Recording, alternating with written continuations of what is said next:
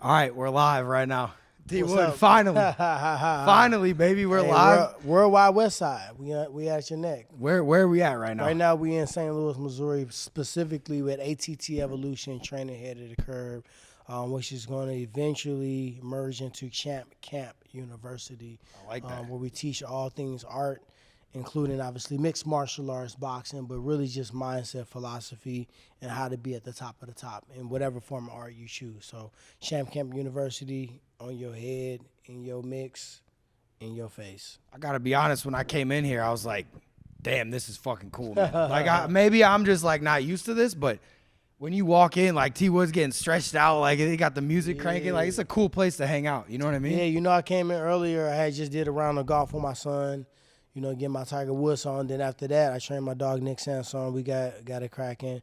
Then right after that, my trainer Derek Fairchild has been training me since 2007. Really? He's my longest lasting coach in martial arts. So he's been training me since I first got into the fight game before I even had a fight. So, Really? Yeah. So that guy that just walked out of here. That guy's jacked, too. Yeah. I wouldn't want to fuck with him. He's never either. missed a day of working out. Really? In probably 20 years. I mean, it looks like it. Yeah. He works Sunday through Saturday, so he's a testament to hard work, and he's my accountability. So he said, hey, when you want to get in. So I know what that means. That means let's go. Let's get it cracking. Yeah, he's ready for it. Yeah. So what you said before you ever had a fight, how'd you even get into that and meet him? Well, you know, I was a wrestler. I was a collegiate wrestler for a long time, and I wanted to get into mixed martial arts. So I forced my MMA coach at that time, who was my high school wrestling coach. His name was Mike Rogers. He had an all-Brazilian jiu-jitsu gym that was just 100% gi. They didn't even do no gi at that time. Yeah. So there was a traditional jiu-jitsu gi academy, and I said, man, I want to fight, and I made him coach me. And at that time, he had a relationship with Derek Fairchild because Derek also had did some amateur MMA and had did some jiu-jitsu. And unfortunately, because of a neck injury, he wasn't able to continue, but he was a strength and conditioning coach. Yeah. So he trained me in strength and conditioning just so he can give me the extra edge when I was fighting.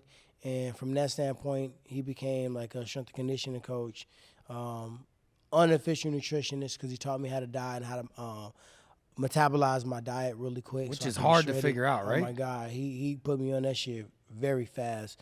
We used to work out at 5:30 in the morning. Really? So I just had to find a way to eat some oatmeal and eggs at 4:30 in the morning, hour before, train, recover, drive all the way to SIUE, coach wrestling, pick my son up from school, then drive all the way out to St. Charles to do MMA. Damn. So I worked out 3 times a day at one point in time. So I worked out at 5 in the morning.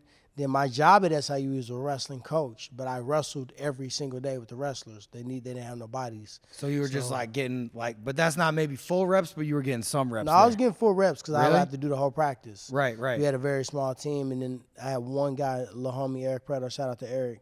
Eric was a stud, and he needed somebody to push him. And the guys that we hadn't had a strong recruiting class yet. Right. So I had to be the one to push him and wrestle him. So I wrestled every day. I did strength and conditioning every day at 5:30, and then in the evening I would do martial art at St. Charles.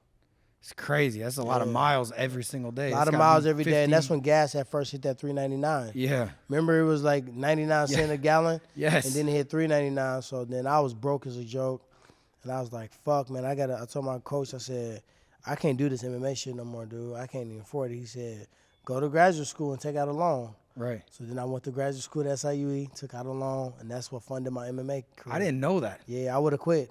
I said, I can't do it. I can't afford it. So when you say, like, you wanted to fight and you told him, oh, like, I want to fight, where did that even come from? Because being a wrestler versus being, like, a UFC fighter is, like, people would think of it as a similar thing, but it's very different. For me, it was like this. I was a collegiate wrestler for a long time. I was a 2-time All-American. I was the first Big 12 champion ever in Mizzou's history. That's crazy. So I made history with them, and I recently, 2 years ago, I got inducted into the Hall of Fame. But when you look at the crop and the pedigree of the wrestlers from the University of Missouri, Ben Askren, Michael Chandler, those guys gassed me up to fight. I was there. I went from their teammate to their coach, so it's kind of like a joke. That's like, crazy. Like, Coach Woodley. I'm like, don't call me fucking Coach Woodley. Yeah. If you call me anything, call me Coach Tabasco. It's like a joke. So then they started calling me that. That was my original fight name. So they gassed me up. Really? Yeah, they gassed me up to take a fight. So I took a fight with like 2 weeks notice, And I went Really? to 2 weeks notice? I went to this dude gym, Jeff Powell, guy signed the truth. Went to Jeff Powell gym. I was like, hey, what's up, my man? I said, I want to fight on this card you got in 2 weeks. And he was like, is this you on this wrestling poster right here? I was like, yeah. He was like, all right, you in. He said, you got somewhere to train? I'm like, no. He said, come here tonight at 6. So I trained for 2 weeks and I fought. You had never done striking stuff? No. Did you like fight people growing up? I mean, and I stuff? had a lot of street fights. I had about 30 street fights on my resume. I just grew up fighting. I fought friends for fun. I fought gang fights. I fought because my friend got into a fight. My family got into a fight. We just fought. That's what we did. We fought. We handled a lot of problems that way. It wasn't a lot of pulling guns and stuff like that. But how different is that than like being like, okay, in 2 weeks I'm fighting this specific guy? Like it's different when you just fight someone on the spot, right? I didn't get it. 2 weeks is such a fast time. I didn't really get a chance to think about it. I was already in really good shape. When you assistant, like what they call a graduate assistant at a university, you pretty much an additional body in a team. Right. So you're coaching, you're doing like maybe the golf outing, or you're trying to talk to donors, or you helping out the wrestlers with their schedule and the individual workouts. But you every day are expected to wrestle. The older coaches are more of the teaching. Their body's been through hell already. So you're younger. They're expecting you to be able to push the younger and wrestlers. drill them like over and over. Chandler, Askren, all those guys, I was the guy that was pushing them. Did you know at that time that those guys were going to be in like the same stratosphere as you, like eventually? Like, could you tell? I mean, or no? I didn't even really know about MMA that much. They were watching Pride and all that stuff. Because at that time, my buddy Lynn Oding, who found me on MySpace, it was a wrestling camp called Nation's Best. Chris Whalen ran it from Hazel Central. Shout out to Chris. But he was doing a wrestling camp, and it was he just named it Nation's Best. It wasn't like going to be tested by somebody else if it was the Nation's Best. But he did that, and I was on the camp brochure, and it showed that I was a wrestler. It also showed I had a couple amateur MMA fights. So my buddy Lynn was like, this is the best camp in the world. You know what I mean? He fights a little bit. Let me reach out to him, right? Yeah. And see if he can come and help my buddy, because my buddy Eve Edwards was the #1 lightweight in the world. Really? And he had lost some very close fights to like Joe Stevenson and somebody else that basically he didn't understand wrestling and he couldn't stop the takedown. So I came in to teach him and to teach him how to defend, to turn his career around. So he was in Pride. I got a video. I'm like, who is this dude, Eve Edwards? They was like, you don't know who the fuck Eve Edwards is? I was like, nah. So I showed him this video. They was like, go to Houston and train him. I'm going to Houston tomorrow. That's crazy. They was like, go to Houston and train him, right? I'm like, cool. My buddy Lynn that I told you that found me on MySpace, I'm actually golfing with him tomorrow in Houston. His dad got me into golf. So no way. This is a buddy of mine from 2005 to 2023. That's crazy. But it started from MySpace. So I went out there, trained him, did a great job, helped turn his career around. Then I became the top sought out for wrestling coach in all MMA. Just right after that? All over the world, because I went to American Top Team. Then I started training Eve Edwards, Thiago Alves, Thiago Silva, Jay-Z Cavalcante, Dean Thomas, who ended up being my fucking coach randomly. But I was all the top fighters. I was a wrestling coach. I helped them. I helped Thiago Alves beat Matt Hughes. I was the #1 guy. So I was flowing around. I was really... They didn't think about it that way. They just wanted the best, and they thought, okay, we bring you out the best, pay you a little money. But really, I was a bag of bones. I was a training partner. Right. They used to try to beat up on me, and I was like, all right, I can wrestle, but I can't strike yet. So I was wrestle, take him down, and my cardio was dumb. Right. So at that point, I was like, shit, well, I'm already here twice a day sparring lightweights down to featherweights, and at nighttime I spar welterweights up to 205. I would spar twice a day. Damn. So at that point, I said, fuck it, let me just get this a try. Yeah, well, I mean, you're already doing everything at that point. Then I gave it a try, and then, wow. That's crazy. We got to get to that in a second. But this is my question, too. So when you go and take your first fight, it's amateur first, right? Amateur first. A lot of guys don't always do that. Like Ben and Chandler, I didn't have them do amateur. Well, I didn't. Ben kind of did his own thing. But Chandler, I was managing for a while, and I got him into the sport. So his sophomore year of college, I took him to Team Quest with Dan Henderson in Temecula. I took him to Extreme Couture. I took him to American Top Team. So I bounced around. I took him to San Diego. We went to the Alliance Training Center, Dominique Cruz and Phil Davis. Yeah. So I took him around, and I kind of showed him the basics. So every summer he would train MMA in the basics. So when he graduated, we didn't feel the need he needed to do amateur. Right. He went right into pro. So he fought a pro fight, one pro fight in Springfield, and then we got him a contract with Strikeforce, his second fight, Strikeforce, his third fight, and then we got a Bellator contract right after that. Wow, so that was quick, tournament. huh? Very quick. So Men most did the people same got to thing. fight, what, 10, 15 amateur Probably fights? to get looked at. And then what's those first pro fights like? Like you're just on the card somewhere? The first pro fight is usually if you're a ticket seller. Right. In Missouri, if you can sell tickets, then you can earn yourself on a card, because if you can't, you're kind of on the undercard, so nobody really give a fuck if you like What on the happens? card or not. They don't Yeah. care if you're an All-American wrestler or not. But if you can sell 200 tickets, like I was a big ticket seller. I was a From hustler. college? Yeah. Yeah. So I came, and when I was an amateur, I would move 200 tickets. When I was a pro, I would move 200 tickets. I got challenged to the point where we both together moved 300 tickets, which is a lot, because we kind of got the same base. Right. So for us to squeeze out another 100, it was kind of different, right? So you were always fighting on the same cards with him? I fought on one card with him in St. Louis. I got him on that card, and I fought on another card in Kansas City. And then he fought on another card by himself, and then after that, he was to Bellator, and I was to the UFC. It's crazy. So how'd that call go? Like when you were going to the UFC, did you know it was coming, or like how did that You develop? know, we turned up in Strikeforce. Strikeforce was a situation where basically we had the best heavyweight division. We had the best up-and-coming prospects. You got to look at really the UFC. The best fighters are from Strikeforce. Yeah. Cain Velasquez is from Strikeforce. Luke Rocco, Strikeforce. Dane Cormier, Strikeforce. Amanda Nunes, Strikeforce. Yeah. Ronda Rousey, Strikeforce. Misha Tate, myself, Eric Larkin, Robbie Damn. Lawler. All those people are from Strikeforce. So we had the most lit cards. Right. And we had the best talent. And we were treated well, and we were paid a lot more than we did in the UFC, because the owner, Scott Coker, is a former martial artist. He's a black belt. So he understands the respect, the humility, and also how to treat a martial artist, because Right. he is a martial artist. So long story short, we went out there and we did our thing. We made history, so much to the point where the UFC was forced to buy us. So the UFC Yeah, that's what I was bought gonna say, us. yeah. They bought us in 2010, 2011, somewhere in there, maybe 2012. And then when they bought us, they plucked and picked the best talent over, and I was lucky enough to be one of those guys. I was filming my second movie in Biloxi, Mississippi, some small budget movie, which I hope never, ever comes out. 'Cause I did a little scene in there that I don't want to leak. Really? But, yeah, so I did that movie, and I was What on was set. so bad about it? You can't say it? Nah, I ain't even gonna say. I ain't gonna do myself like that. But Now I want to know, yeah. dude. Now you're teasing. Everyone's gonna be looking for it now. So yeah, so we filmed a movie, and they hit me up and said, "Hey, you in the UFC?" I said, "Fuck yeah!" I'm like, "Who I'm fighting?" They was like Jay Harrow. I'm like, "Damn, that's my dog."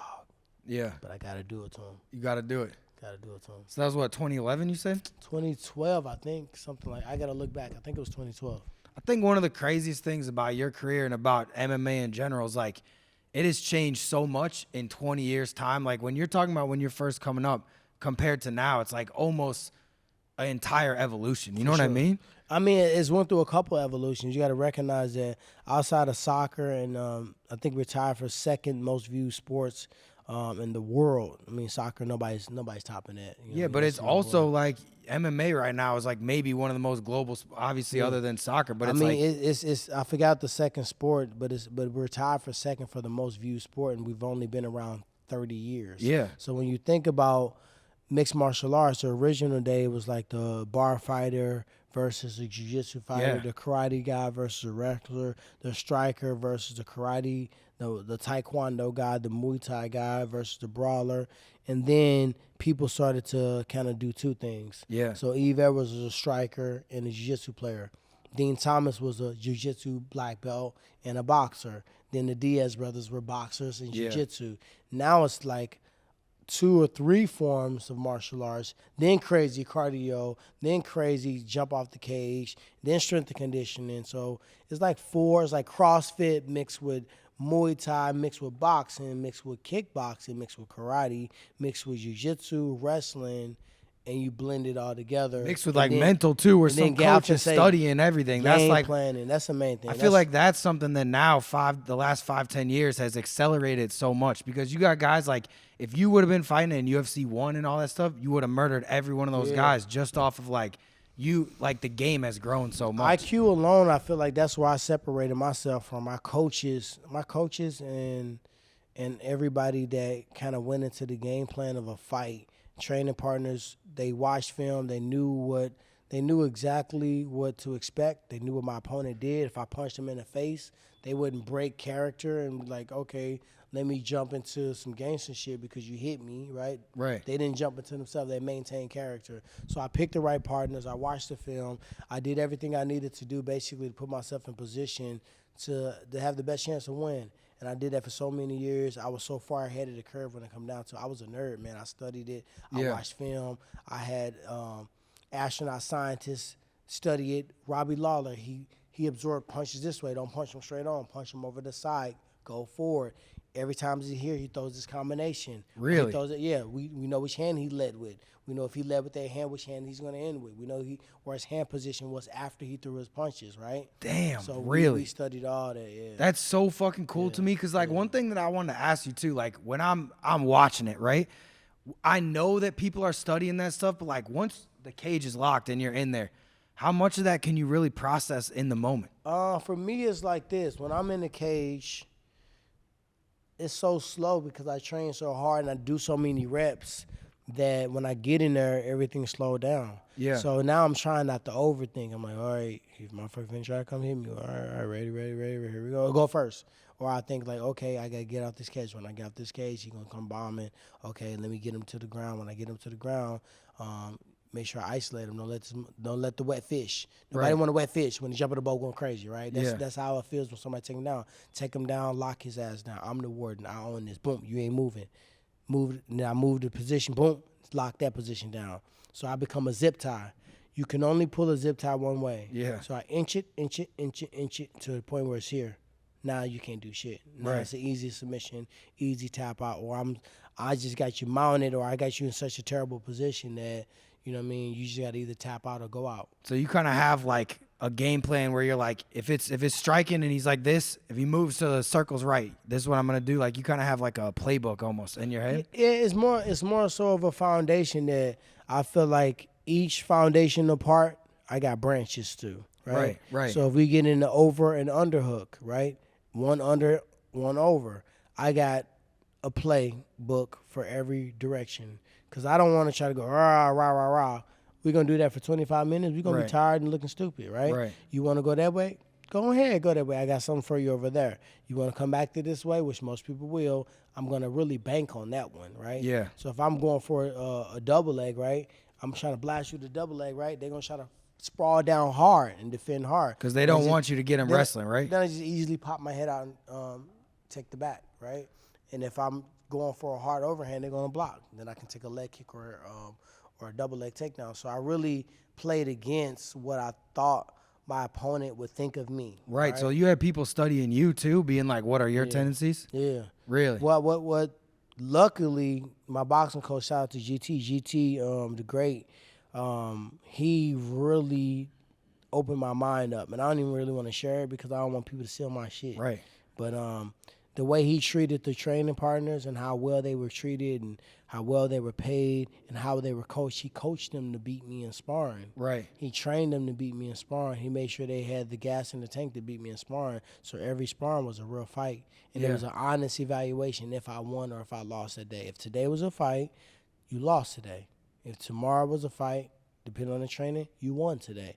Or you won close. I don't want it that close. Or you was a monster. You actually ready to fight right now. You can take a couple of days off. Right. So that's kind of like the mindset. And I'm not going to say I wish I would have had it then, because then I had the work ethic and I made up for it with the effort. Now, the knowledge and the smarts and the just understanding myself and how to fight a fight, that's the difference maker. It's crazy. And like, how long did it take you to start? Like did every fight you're like, okay, now I figured something out? Like every time you're getting a little bit smarter, like when you go into it? I mean, I feel like every fight, it was a different fear, right? Really? It was a different fear and a different distraction, right? Mm-hmm. Always. So this fight, this guy may be a brawler. This fight, this guy may be someone I'm supposed to beat easily on paper. And you know that but every I know on paper, we don't fight on paper unless you're doing football. Right. Everybody got a chance, and I know how it feels to be the hungry fighter, that if I got a chance to fight George St. Pierre, I'm fucking giving him everything he got, and I'm going to beat him because it's my chance to make my moment. It was a fear of letting my coaches down. They put all this work and sacrifice, and I go out there and underperform. And then the distractions were plenty. Women, money. Yeah, because, like, I feel like you're a unique fighter, too, where, like, there's plenty of UFC fighters, but, like, I feel like when you started to get that fame and you became, like, this big-time dude, how did that affect you? Because, like, when you're coming up, right, and you're driving at 5 a.m., then going to St. Charles, all this stuff, there's really no distractions as much as, like, that. How did that change when you started winning and getting the strap and stuff? It had to be crazy. I just started, I started doing something that was real dangerous. It was comparisons. God specifically said, compare yourself not one to another. It don't even say don't compare yourself. It says compare yourself not. Right. So you don't even get it twisted. So I started looking at other fighters in the sport. I'm like, why I got to be the goody two-shoe when this motherfucker doing whatever he want to do and still winning, right? Right. Why do I got to be so disciplined? Why do I got to do consecrate my body? Why do I have to, do it the right way? Why do I got to train year round when, he's partying? So I started living some of that life. I started being out there. I was in the streets a little bit. I was in clubs. I was, blowing money and, man, I was enjoying it. And I was but how could you not? Like, all of a sudden, all these celebrities, everyone's, like, coming up to you. Like, what was that like? Like, when was the first fight that you think you hit that, like, star moment? I think that first fight is after I beat Wonderboy. Yeah. First time when I fought. Everybody respected me because they had to. I just fought a style where, you may have seen me submit this person. You may have seen me kick this dude in the leg. You may have seen me submit this person or knock this guy out or do a great strategy fight against his other opponent. So they had the respect that I can do anything at any night. Yeah. But I feel like when I fought Wonderboy in Madison Square Garden, he was on a 7-fight win streak and knocked everybody out. They thought he can beat me. He was kind of like, I don't want to say the great white hype, but he was somebody that was like easy to cheer for. Yeah. And I was kind of more like, fuck you. Yeah. I'm doing what I want to do. I'm being the champion the way I want to be the champion. You're not going to tell me when to move. I'm not going to say how high. I'm not going to kiss the pinky ring. And I'm going to ask questions about pay because I know everybody rates. Right. So I want to be at least treated equal. I'm not going to ask for more, but you ain't going to pay me a dime less. Yeah. So I kind of was a public enemy. I was low-key the Tupac of MMA. Yeah. So they kind of matched me up accordingly. He was like the, You think they wanted you to lose, what you're saying? I'm not going to say they wanted me to lose. But, like, yeah. But if it was going to be somebody that beat me, that was my successor at the belt, they would want it to be somebody that they feel was a little easier to deal with. Yeah. And I think he would have been easier to deal with. Yeah. So, like, what? But he didn't fight this past weekend, though. I know, I saw that. He didn't fight. But when Kelvin Gastelum, Chunky Lunky, mixed weight by 15 pounds, he was in a different weight class. I fought him, he was a middleweight, and I fought at welterweight. Yeah. I fought him, gave him his purse back that I got when he lost his money and still mopped him. And I was down 15 pounds. That's crazy. Yeah. He's the only one that lumped up Israel Adesanya when you think about it. Yeah, I know. Yeah. And I I beat him with a broke foot. Like he couldn't even buy a punch. So, like, how much when you're saying they wanted this or, like, this guy, like, when you're talking about George Pierre, like, oh, if I fought George St. Pierre, I want to beat him so bad. Like, how much do those storylines play into the actual mentality when you're in the cage? I mean, it's a confidence thing and it's also an attitude, right? At certain times where I wanted to prove everybody so fucking wrong, I'm like, I'm going to show you motherfuckers, all right? Oh, y'all think he can beat me? Watch this. I'm finna smash Darren Till. Yeah. I know he's younger, he's bigger, he's got a knockout artist, and he's less distracted. And they were like, Tyron's in Hollywood, he's on TV and movies and music and hanging with celebrities and partying. He not focused. This kid's younger, he's bigger, he's stronger.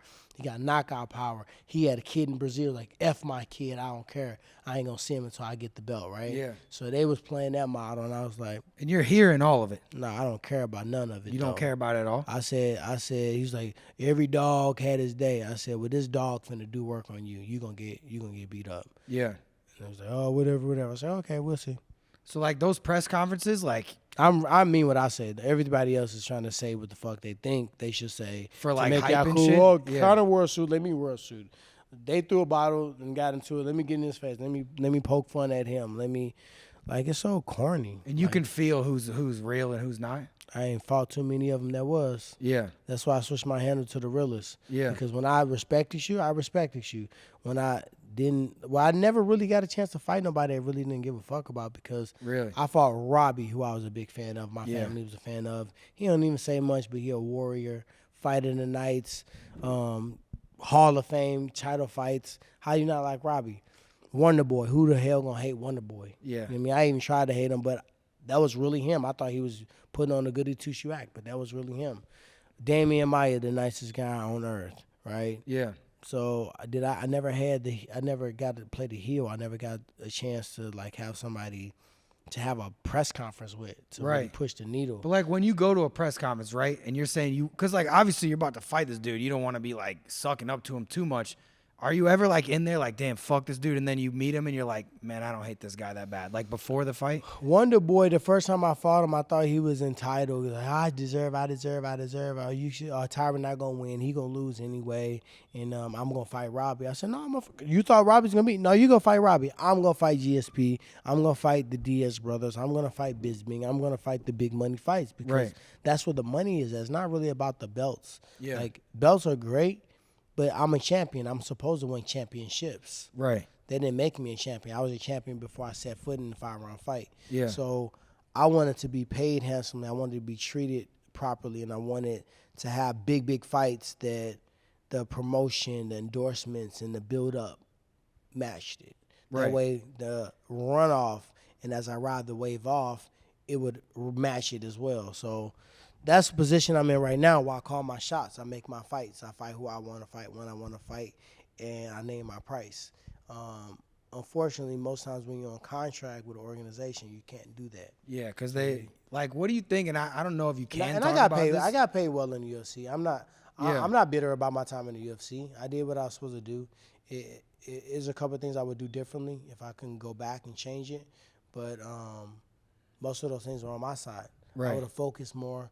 I would have fought more to prove that I'm the best and show that God created me for this and give him glory. And I would do less of having my motivation be to prove somebody wrong. Right. I wouldn't take as many breaks as I did in between. I was like, man, I need a break from this shit. I need to go on vacation. I need a trip, come back and feel fresh. That shit kept doing it over and over again. Come back and feel fresh, come back and feel fresh. Then it was 2 months, then it was 3 months. Then it was like only training when I got a fight call. Right. So like, and I don't know if you can talk about this or want to, but like when people are mad at like the UFC paying their fighters and stuff, what do you think about that whole thing? Like saying it's not enough and all, because it's controversial, you know? Like people are always saying that. I think the fighters are too. I mean, you want the real answer? The real answer is they too fucking. How do I want to say this? They want to be the best friend of the promoter. Right. And the promoter technically is to promote the fight and promote the fighter. But when a promoter is promoting themselves or they're promoting the types of fights they like, which is you beat me up, I beat you up, you bleed, not bleed, I almost die, you almost die, you cut me and then you come back, and I'm almost dead and I come back, and we hug at the end. Right. That's fight in the night. That's what we think a good fight is. When Right. really a good fight is me dominating your ass, you missing everything, me hitting everything, me making it look easy on a high level guy. I did it a lot. That's the best fight. Right, like that's the brains of it. Is that when, like, you know how they talk about an exciting fighter, or this guy wins, like when Khabib would win all his fights, but then he just lay on someone and casual fans wouldn't like it. Yeah. Is that in your head when you're going in, like, oh, I'm trying to put a show on, or you're like, I just want to win? To be honest, it wasn't so much that was in my head. It was the fact that when you knock somebody out, the amount of people that are entertained by it, the amount of future opponents that you can get because you're able to do that. When you got power, people want to watch you fight. Right. Because at any point in time, you can turn a motherfucker's lights out. Right. So they want to see you more than they want to see somebody that's just going to grapple you to death. Right. Now I can do that too. That's my base. That's my background. And I did kind of get away from doing any grappling just because I knocked a couple of people out, so it felt good. So I was only striking. I'm like, well, I'll make them think I'm going for the shot, but I don't feel like wrestling. I already did that shit for a million years. Yeah.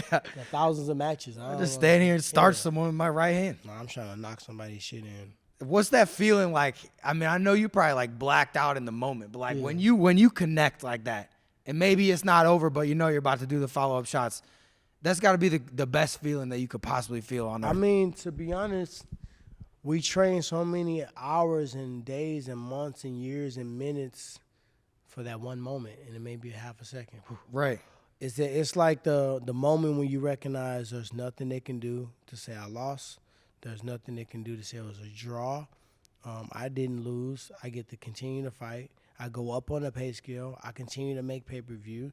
I have a lot of opportunities after this to fight a bigger fight. So it's kind of like it was all worth it moment. So that's kind of what I felt, and I think most fighters feel the same thing. It's more of like a relief than anything. Yeah, for sure. And like this is from like, dude, like I wish maybe someday T Wood, maybe we'll train, I don't know. But I never been in that cage like that. What's that like when it locks, like the first time you're in Madison Square Garden or something and you're looking around? Like, do you even see that shit when you're in MSG, like looking around, or are you just so dialed in? You know, I mean, you definitely see it, but I always mocked it up. I always went to the arena before. And I went in there and I imagined everybody cheering and everybody booing and fucking people throwing tomatoes and lettuce and bras and I love you and I hate you and you suck and you the greatest, pushing me in just hostile territories or calm and nobody saying nothing and it's awkwardly quiet. So I visualize the very best in the very way. So I go in there, I bring my coaches, and I do two birds with one stone. I sweat out all the food I ate because what happens is that week, man, I wasn't eating much. Right. You know what I mean? So all the food I killed and gorged down after weigh-ins, I don't want to feel sluggish and weak and slow. So I would do a light little shakeout in the morning to get my sweat out. Now I replenish good water, good food, clean stuff, so my gasoline is clean during the fight. So during that morning, I was always given access, all the way back from Strikeforce, given access in the morning about 10, 11 a.m. And this is like Saturday morning, you're saying? Yeah, Saturday morning. So I thought weigh-in's Friday, no? Yeah, weigh-in's Friday. So you just eat as much you can right after that and just go to bed that night? I sit with the family. I have a dinner always. I get a massage that night. And I just try to go to sleep. Some nights it's hard to go to sleep. I was going to ask you that, dude. How the fuck do you sleep the night before a UFC fight? The last couple of fights, just because 70 became so hard for me to make, I didn't sleep at all. Really? Usman fight, I didn't sleep. I was up, I didn't sleep at all. I just stayed up the whole time. Was that in Vegas? Yeah. I was up that fight. I was up the fight before and the fight before that. Before then, I got a few hours of sleep, and I was just like meditation music, close my eyes, like eye things. I just put the pillow on my eyes and I said, I'm not going to sleep, just rest. Right. See, that's interesting that you say that because I've always wondered that. I used to be able to sleep though. Slept a full night, slept good, slept in. Really? Took a nap in between the day, breathed, prayed. It's just different moments at different times and different fights that I've been able to sleep. But the night before is like thankful. Like if I win, if I lose, if I knock him out, if he knocks me out, if I win a close fight, if I was losing and I come and I win after I started off losing, if I start off winning and he come back and knock me out or cut me, you got to come to grips with all those things. So you're just sitting there replaying that, thinking I'm about it. I'm just understanding that any of these things can happen. Yeah. But then I'm playing out all the best case scenarios, and that's when I'm meditating because I want to focus and put my mouth as far as like what I'm saying in my mind, as far as what I'm thinking. I want to put those two things, focus on victory and focus on dominance and focus on coming out fresh and being able to do it again. No injuries, no mishaps, no foul play, no bad judging, right? And no fighter that's just not trying to fight. So like that morning though, if you slept or not, like what do you do the day? Because like a lot of your fights, especially when you were like the main event, that's a fucking long ass day, dude. Especially when you didn't sleep. Yeah. You know, I chill with the family a little bit, try to stay off my feet, so not too much walking around. If I could help it, I would eat a couple meals. I would try to treat it as a regular day as much as possible so I can have enough fuel in my body. Maybe watch a movie, maybe just relax. Mainly just chilling with the family and laughing. So you're just like just kind of hanging out, like trying it's to. It's gonna happen. Like I gotta fight this motherfucker tonight. I signed up for it. It's going down night.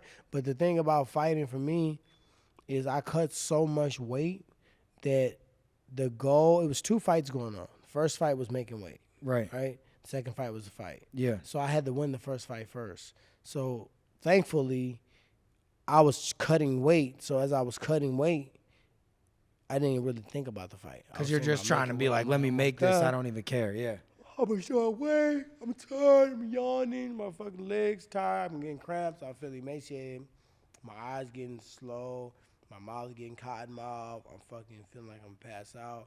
I'm tired. I don't feel like getting up and working out, but I know I got to. Let me just sleep a little longer. Coach wake me up at 2 in the morning. We'll start then at 2. Really? Yeah. Or let's just sleep in the night and I'll just do them all. Like, depending on how I felt, man, like that day before was such a fucking mess that it gets to the point where that fight day is like, all right, well, it ain't gonna feel like it did the last couple of days because I'm hydrated. So you're kind of like relieved at that point, like, oh, I can eat, I can drink. So then when you're like going to the arena, are you kind of like at that point like, fuck, finally I get to go do this shit, like almost just? No, I don't think that until they say let's go. Really? Like every time I'm like, get there, get it. I don't like to be rushed, so I want to get in there, get my area. I want to know who's gonna wrap my hands. Rob Monroe, that's my guy. It's Rob Monroe here. Okay, cool, Rob. You got my hands. All right, my man. My right hand. Hey, my right hand a little sore, my dog. I had a little training injury. Make sure you get that thumb right. Okay, my knuckle. All right, I'm gonna punch the fuck out of this dude. Right. Put the cast on me today because I'm gonna try to push the shit in. Right. Yeah. So that's what I would do. Make sure I got my food, my water, and I was trying to find a place to nap. And then I set a time, okay, from 5 fights away from my fight is when I wrap my hands up. So I'll get my hands wrapped, shadow box, big gloves, come down to small gloves, and then I let the commission come in. They'll put the real gloves on me. They'll look at them, make sure nothing there. The cut man will tape them up. They'll sign off on them. Then from that point on, I'm in those gloves. And you're just like, at that point, it's just like at that point, it's just kinda? like sharp, thinking of every situation, okay? I got to get across first. So then I work on interests, like start on the back, shoulder back. Let's go, get on. All right, boom. I got to be first. I got to be in his face. My energy, the bounce to him, like, yeah, let's go. Everything got to read. I'm in control. Right. So we work on some of that. I'll just do that. I'll back up and just approach you. Then it was shadow box where I'm looking for opportunities. And if it's a fight that I think the dude may be tough and durable, I'll make sure I plant my seed and literally put money in the bank in the beginning. So bunch to the body, kick to the leg, feint, go for a shot. So later on, if I fake a shot, he got to respect it. If I punch him to the body, it may have added up at this point. Right. If I kick him to the leg, he may have to overly protect it. Because he's tired of getting hit in the ribs and shit. It's certain people you got to plant the seed early on and put the work in and make the deposits so you can make those withdrawals for the 5th round.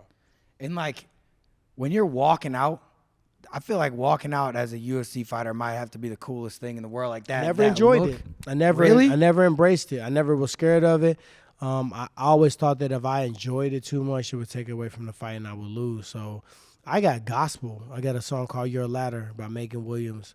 I've listened to the same song every single fight for 30-some fights. Yeah. Never changed the song. So you guys, my walkout is for you guys. Yeah. I don't never hear it. I don't never hear the music. Crazy. I've never one time, I may shake your hand, but I didn't like, you know what, let me enjoy this. And a couple of times I was like, you know what?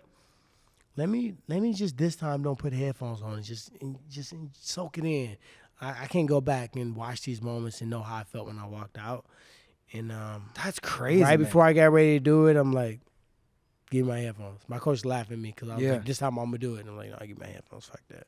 Cause like, why so you just didn't care about any of that. You're like, let me just get in. Yeah, I just got too far at the game. Like you gotta realize that outside of John Jones, I made it to the title the fastest. Yeah. I got there quick. And when I got there, I defended for a long time.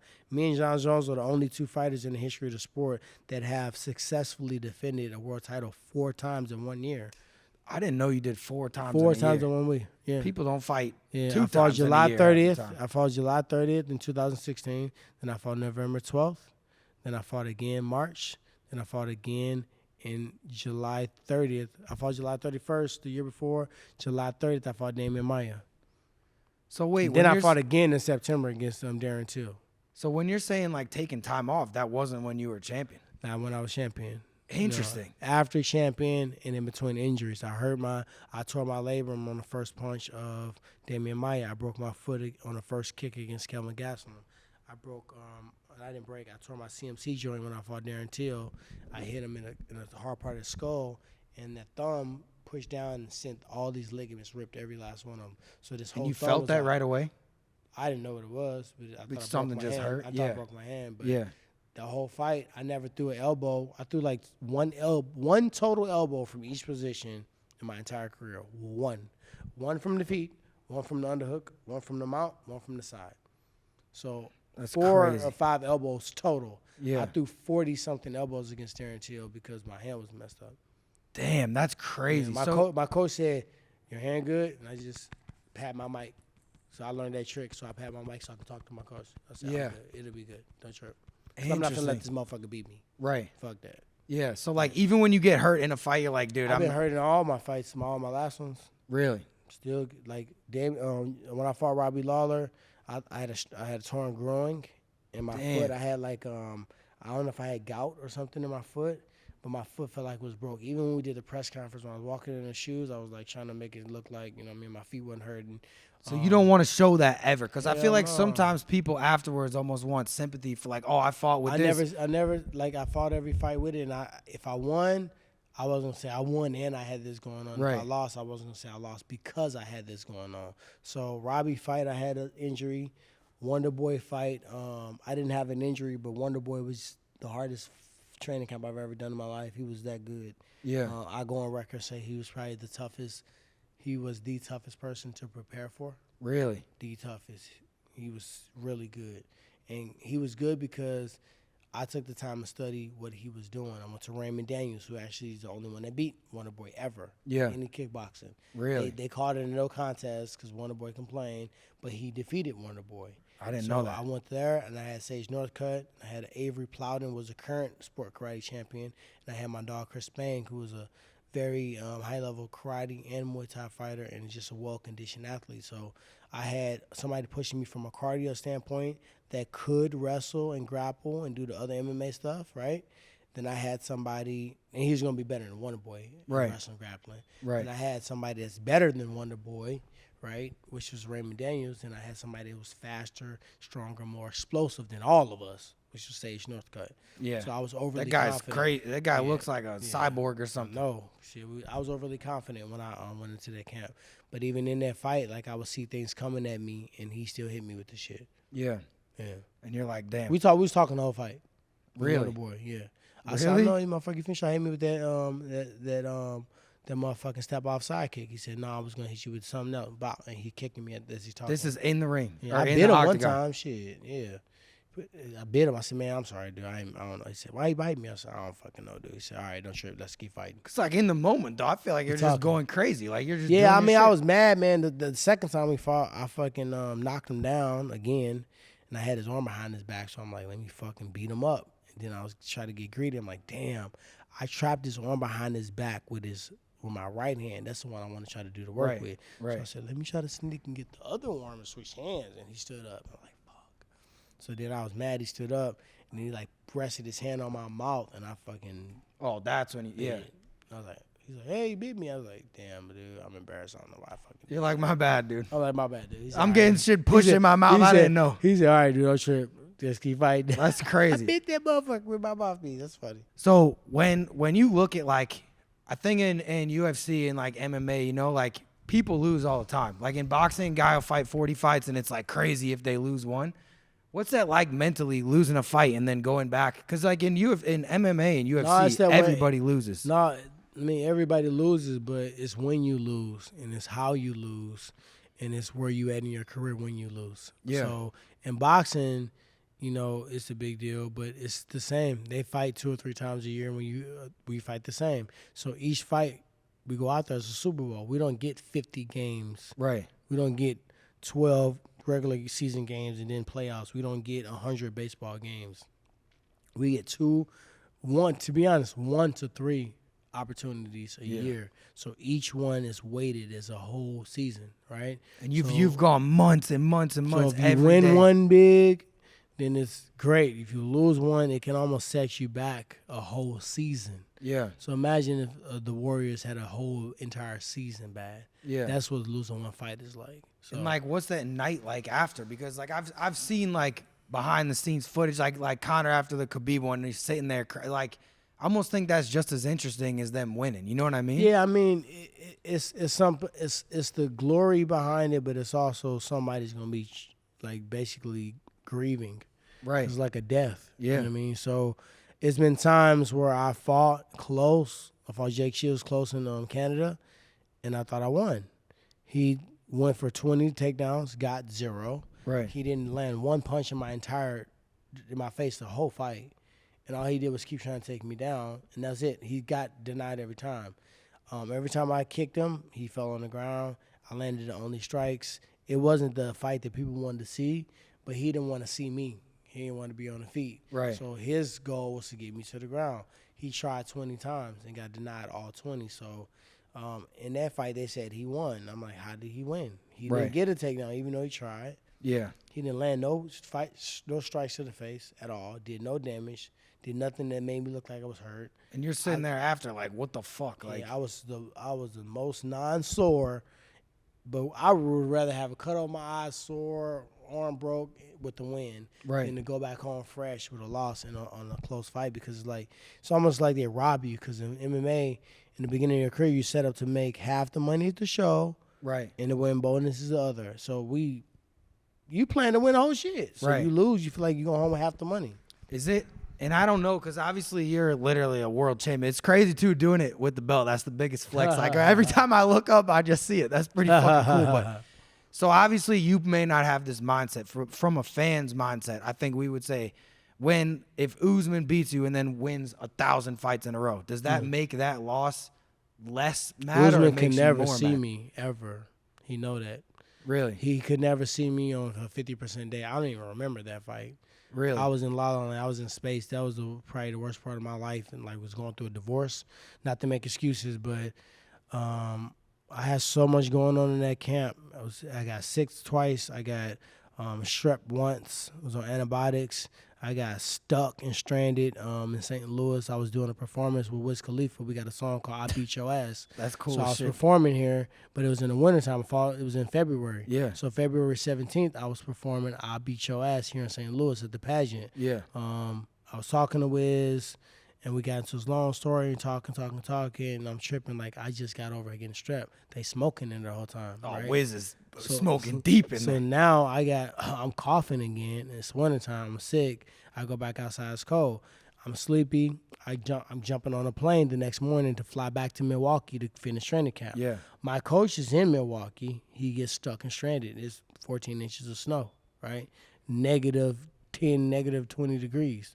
So I rush into the airport to get back to the camp. Now, granted, I told you I did a fucking show with Wiz at the pageant the night before, right? So the pageant is in U City. That's not the neighborhood you want to just be walking around. So I have my pistol on me, right? So now I got the same bag because I left all my training gear there. I just brought just enough stuff to go and do the show and come right back to training camp. Yeah. But my pistol in my bag when I go through TSA. So I got a loaded pistol. This Usman camp. Yeah. I got a loaded pistol in my bag. Everything stopped. And at that moment, I'm like, motherfucker, it's my bag. Yeah. I remember it at the time. They cleared everybody out. The police officer came up to me and was like, I know who you are. I know you probably training. I got to walk you through this. It's up to my discretion what I do in the circumstance, right? You got a loaded pistol in your bag. I'm going to unload the pistol. I'm going to give you the rounds. You got to take it outside to give to somebody, give them the gun, and you can come through. No right? way. So I did that. I came through. Now that wasn't the end of it. I got fined $4,000. I lost my pre-TSA. Yeah, but I didn't get a felony. Yeah, that's Atlanta, huge. Georgia is a felony because I came through Missouri, and because that officer decided to show me grace. Therefore, that was the last flight out too. Damn. So if I wouldn't have made that flight, I would have missed another day of training camp. Right. Yeah. I was already sick. I was already on antibiotics twice at camp. I was already stopped and went to St. Louis to do something, right? And then after that, I did like flag football, Quavo versus Michael Irvin's team, and I'm doing celebrity flag football in Atlanta. Yeah. Straining my groin, trying to be an NFL star, right? This is all during that same training camp. I was doing too much, right? Yeah. Because at this time you were what, 4-time champion? Yeah, I was a 4-time champion, and Usman was like a like I mentored Usman. Like he was like a little brother. Like, how does it feel to be a champion? And what did it feel like when Dana? Yeah, I got text messages to prove it. Yeah, that's crazy. He was like a little brother to me. He was on the Ultimate Fighter show. Like, you know what I mean? He asked me on who I should fight next and how he should build himself. And I took up from him on the internet. When he came here in St. Louis, they trashed him. He said, "Oh, I fought at 30%." And like, "Ooh, who just sits there and fights only at 30%?" Dana was killing him. I said, "Don't trip. I got you on Fox when I do my little show, UFC Tonight or whatever the fuck it was." I said, but don't care what people think because they always going to say something about you, right? Yeah. So when I fought him, it was kind of like I was supposed to fight Kobe. Kobe wouldn't fight me. I fought Darren Till. So Kobe did an interim title against RDA in June. I couldn't fight because I tore my labrum against Maya, and I told Dana I just need to July. December to June, that's 6 months. It takes 6 to 8 months just to recover from the labrum tear. I was going to fight a fight on the 7th month. That's crazy. After getting the surgery. That's crazy. Right? Yeah. And he couldn't wait. He wanted to do the fight in Chicago. So then they did an interim belt. The first time in the history of the sport, they put up an interim belt in just 6 months.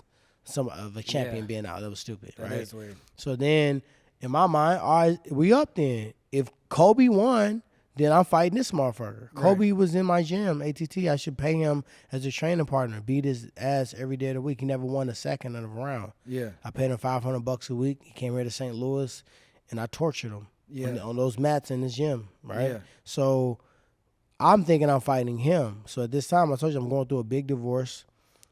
In Missouri, I can get any wrestler. Missouri wrestlers, Missouri Baptist wrestler, SIU wrestler. Yeah. I'm fighting a wrestler.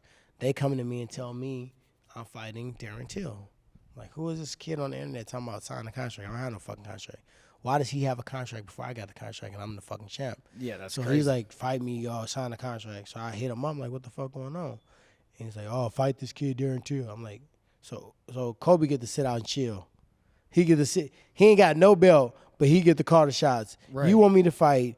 I fought Darren Till, then I fought Usman before Kobe even fought. Why does he have an interim belt then? That's crazy. Yeah, so it was. What do you think about that now? Like, I'm not a huge Kobe guy, to be honest. Yeah. I don't know him, but I'm just saying. Kobe's an act. Everything was an act from the start. Like he was a guy he was a guy that wanted to be a hip hop guy. He wanted to be cool. He wanted to be a gangster. He's from Oregon. Never seen a gangster before in his life, and lived with Masvidal, so he thought that gave him some little credit. You know what I mean? But he was never that guy. He didn't act to try to get ahead, and it worked for him because at that time we was bored. Right. John Jones was out. Ronda Rousey had retired. Conor McGregor was out. Yeah. We didn't have nothing to look at. Everybody was either fined on a suspension, you know what I mean, retired or something like that. So people just wanted the WWE aspect, and he was just so cringy. Right. I don't get it. Like, the thing to me is, like, he's now been out, what, like a year and however long? Yeah, he always did it. No, he only fight the title fights. But it's like, how he is sits he now out all the other fights, and he's trying to fight the title fights only. You think he's going to get it now? Yeah, I know he's going to get it. Really? The UFC likes, like I told you, if somebody loses, it has to make sense. Right. From a marketing standpoint. When Usman beat me, nobody expected Usman to beat me. They had no marketing for him. Right. Right? You know what the marketing ended up being? The country of Africa, not Usman. Yeah. How many times did you see them lift the country of Ireland? Now they lifted Conor. Right. And then Conor brought in his little butt buddies, right? Right. They said, Usman, Israel Adesanya, Francis Ngannou, Sadiq Yusuf. They brought up the whole country. He didn't even get his dolo plug. It's crazy. So, like, when you look at someone like Chandler, what just happened to him, or I guess is happening to him with Conor, much? He not fighting him? It seems, you tell me, Conor's been MIA, dude. Where is this guy? And I was a big Conor guy. I'm not going to say I'm not, but it's like, dude, at some point, I feel like he's done. Conor's the best businessman that we've seen. He's the one that really got paid what he should have gotten paid. Yeah. I don't think he got paid $1 less. I don't think he got paid with $1 more. That doesn't mean everybody deserves to get paid there because they don't. He got a lot of marketing, a lot of interviews, a lot of PR, a lot of press conferences, a lot of tours. He did a lot of work, and he, ironically, 60 or 70% of the time said, I'm going to finish him in a second, and did, or I'm going to win. Right. And Mystic Mac, right? It was not Mystic Mac. Like, if I said, okay, what's in my mind or what I think I'm going to do, Like when I fought Koscheck, Yeah. I was sitting there, I was nervous, Smoked him. right? Yeah. He got an overhand right, I got an overhand right. He got he has a 2-time national champion. I'm a 2-time All-American. He's been tough, he's tough. I've got cardio, I got cardio. I had to be just a little bit faster than him. So I sat in the locker room, I meditated, and I had a vision of me knocking him out and standing above him, over him. And I told my coaches, I said, we only need one water bottle. No way. Yeah, I said, let's go. They said, right when I opened my eyes, Bird said, we rolling. I said, let's go. My coach started packing. I said, you just need one water bottle.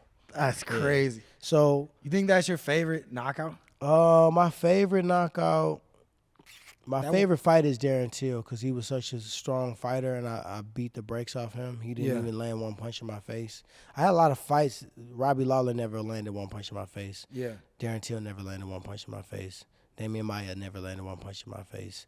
Who else? A couple guys that are high level elite fighters. Jake Shields never landed one punch in my face. That's hard to go a whole fight. Really hard. They don't make contact with one punch. Yeah. Like so, for people like that look like the boogeyman against other guys. Yeah. Or so dominant or so vicious, and I broke them down because mentally I figured them out, and my best knockout was gotta be Koscheck. Has to be. Because nobody knocked Koscheck out like that. Koscheck had a chin from hell. Like, actually, I knew that. We trained that way. Be patient. Same thing with Condit. Yeah. Be patient. I hit Condit harder, actually. Really? I hit him so hard, it looked like he was doing a stunt. Like, they had a wire ratchet on his back, and he just pulled him back. That's how hard I hit him.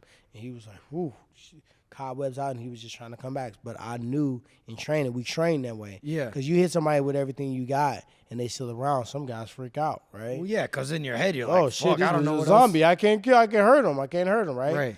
So Koscheck, the first time he threw his overhand right, I covered it with a block, boom. Then I fired back my overhand right, boom. I know you saw what I did with the microphone too. That was cold. Oh so yeah. so that anyway, was quick. so I hit him behind the head, so he dropped still. Oh yeah. Because I dropped him twice in the fight. Yeah. Everybody know the knockout, but Right. I dropped him before then. Yeah. And I hit him behind the head, and he dropped, and I just bop, and I hit him really hard on top, boom, and his eyes opened up, and he grabbed me. I'm like, fuck, I woke him up. So I put him out and woke him up, right? That's crazy. And I was like, Tyron, he's too strong. He's got too much cardio. He recovered too well. You're not going to finish him here. So I just did what I can do. They brought us up, boom. So I said, now I know this time when he throw that overhand right for spacing, I need to step back. Get the space. So the first time I blocked it and I punched behind his head. The second time he threw it, I stepped one step back.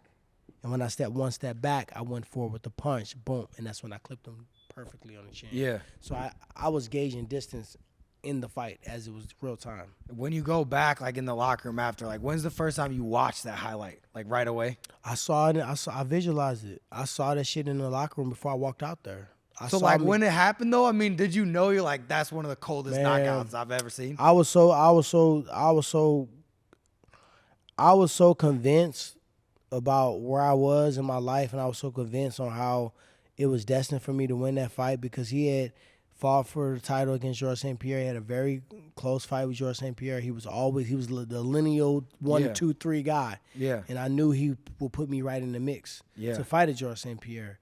So when I knocked him out, it was just like, don't celebrate, don't act like you didn't have an accident, like just you knew you was gonna do it, and that's the way I felt. You know? That's cool as fuck, honestly. So like you're thinking about that ahead was of a time. thug, and he bullied everybody, and he talked a lot of stuff. Remember Paul Daly? You know what I mean? Yeah. He said he told me, he said when I fought Paul Daly, I took him down. And I said, "You terrible." You said that? No, he told me. Really? That's why Paul Daly punched him after the fight. Oh, really? He took him down. Was like, "You're terrible. I'm not even gonna let you stand up and strike. I'm gonna take you down and lay on you because you can't even stop me." And so he got so mad because he really did that to him. Yeah. So he got up and punched him after the fight, and that's what got him kicked out the UFC. Yeah. Paul Daly. Yeah. So for somebody to be that good, I fought Paul Daly, so I know how good he is, and I struck him, but he kneed me right here in the fucking rib. My shit was suplexed in. You can put a whole finger almost here. So I could barely breathe. So I had to fight him on that level, and he was strong. He didn't knock me back. He didn't hit me with no hard shots. I neutralized everything, but to hear somebody tell me how they just toyed with that person that I fought, he had the fight of the year, the round of the year against Diaz right before I fought him. Right. It was for the title, right? Yeah. Our fight was supposed to be for the title, but they said, if he beat you, why would it make sense for him to have a title if he just lost to Diaz? Well, Diaz going to the UFC to fight George. Right. Right? And he's not going, I told Scott, I said, Scott, you ruined it. This is my title fight. Right. We done 1 and 2. This is a vacant belt. This is a title fight. I said, he not going to beat me.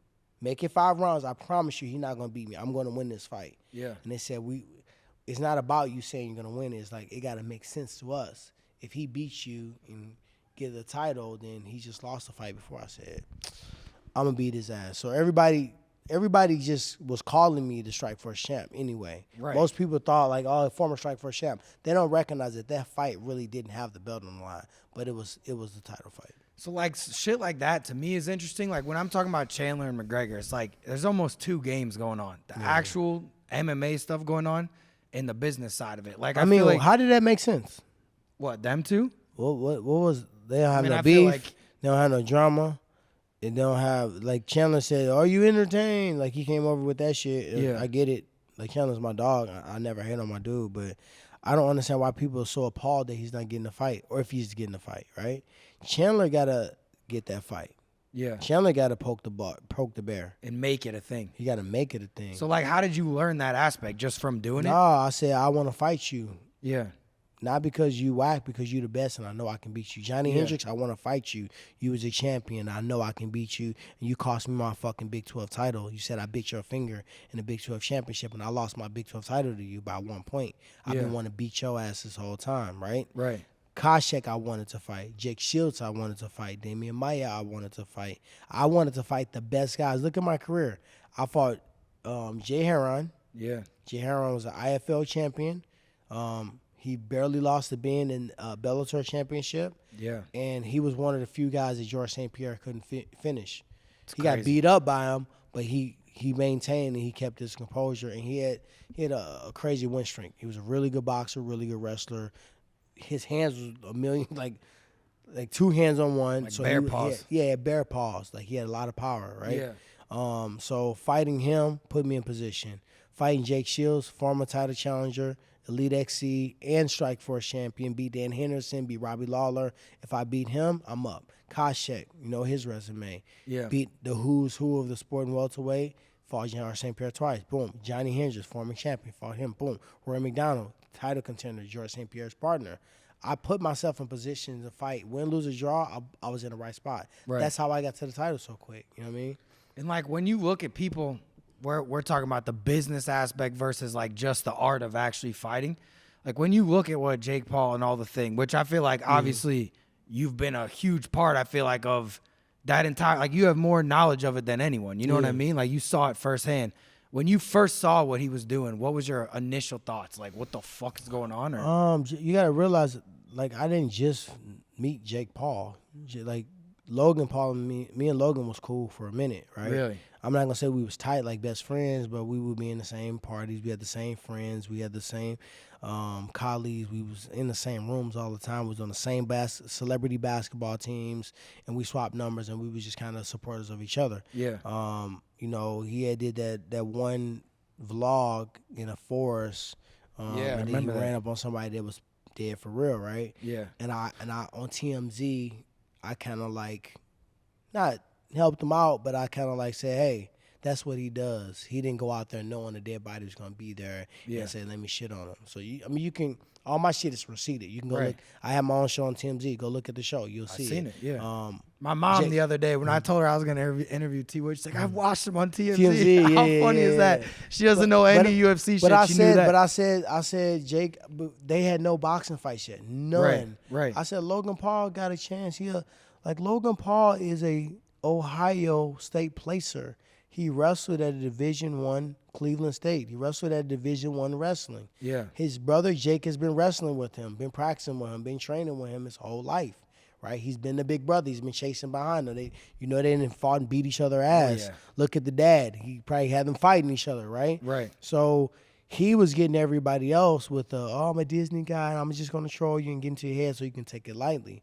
but I known them for so long. Like I got video of, I did this celebrity basketball thing. It was 2 Chainz versus somebody else at Kobe's deal. So it was 2 Chainz team. It was Quavo, Floyd Mayweather. Random enough, it was Floyd. It's crazy.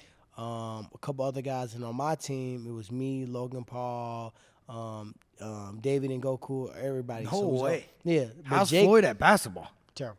Really? That's how I figured. But hey, so it was we was playing, and then Jake Paul was there, no facial hair, just a fan, wanted to take pictures with us and shit. Come right? on. In the back, I got video of it. Really? Yeah.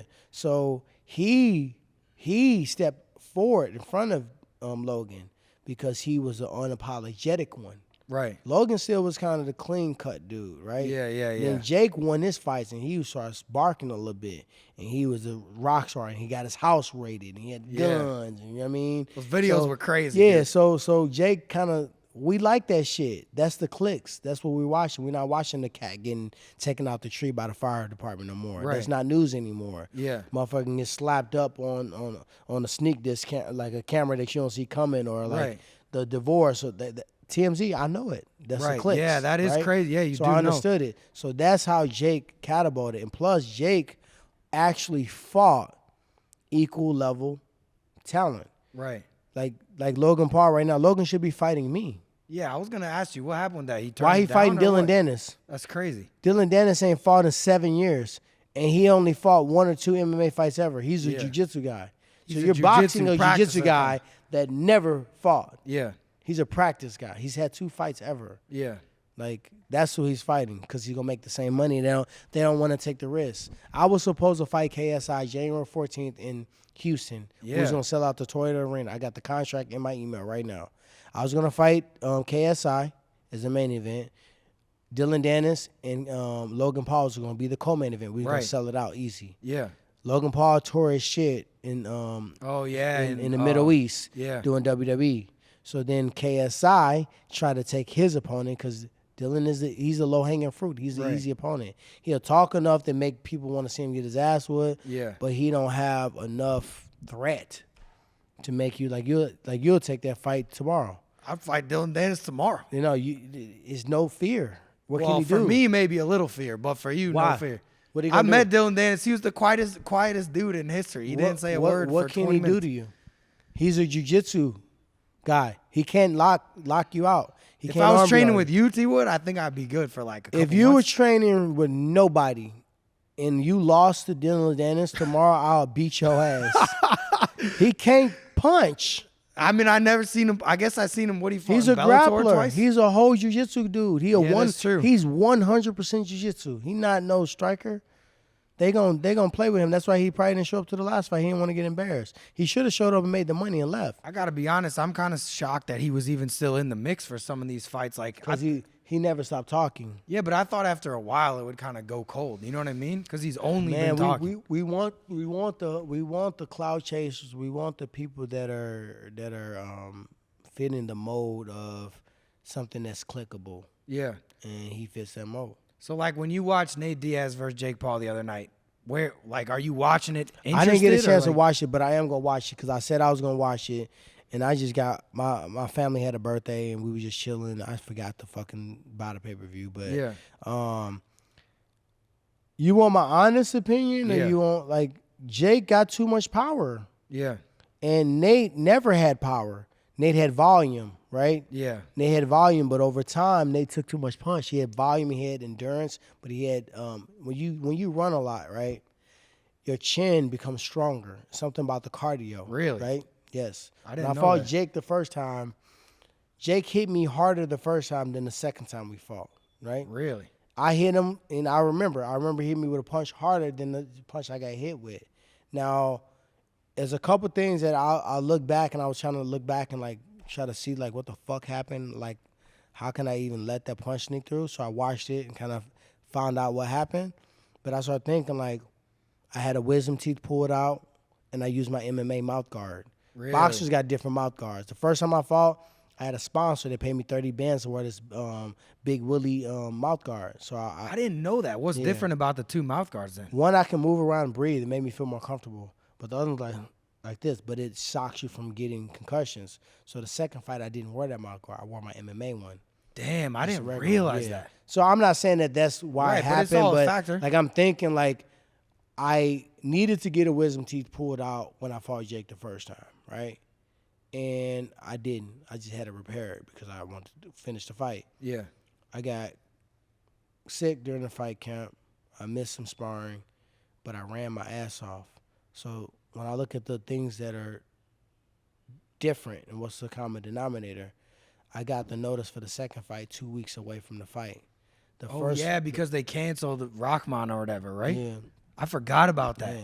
Damn, so that's crazy. I was on the set of Cobra Kai, filming that show, and they called me and I said, yeah. And I filmed all day, and I was trained at 2 or 3 in the morning, 4 in the morning, or whatever time I can get off set. Yeah. Because we did a lot of night shoots. One shoot I wrapped at 3 a.m., I trained at 5 a.m., right?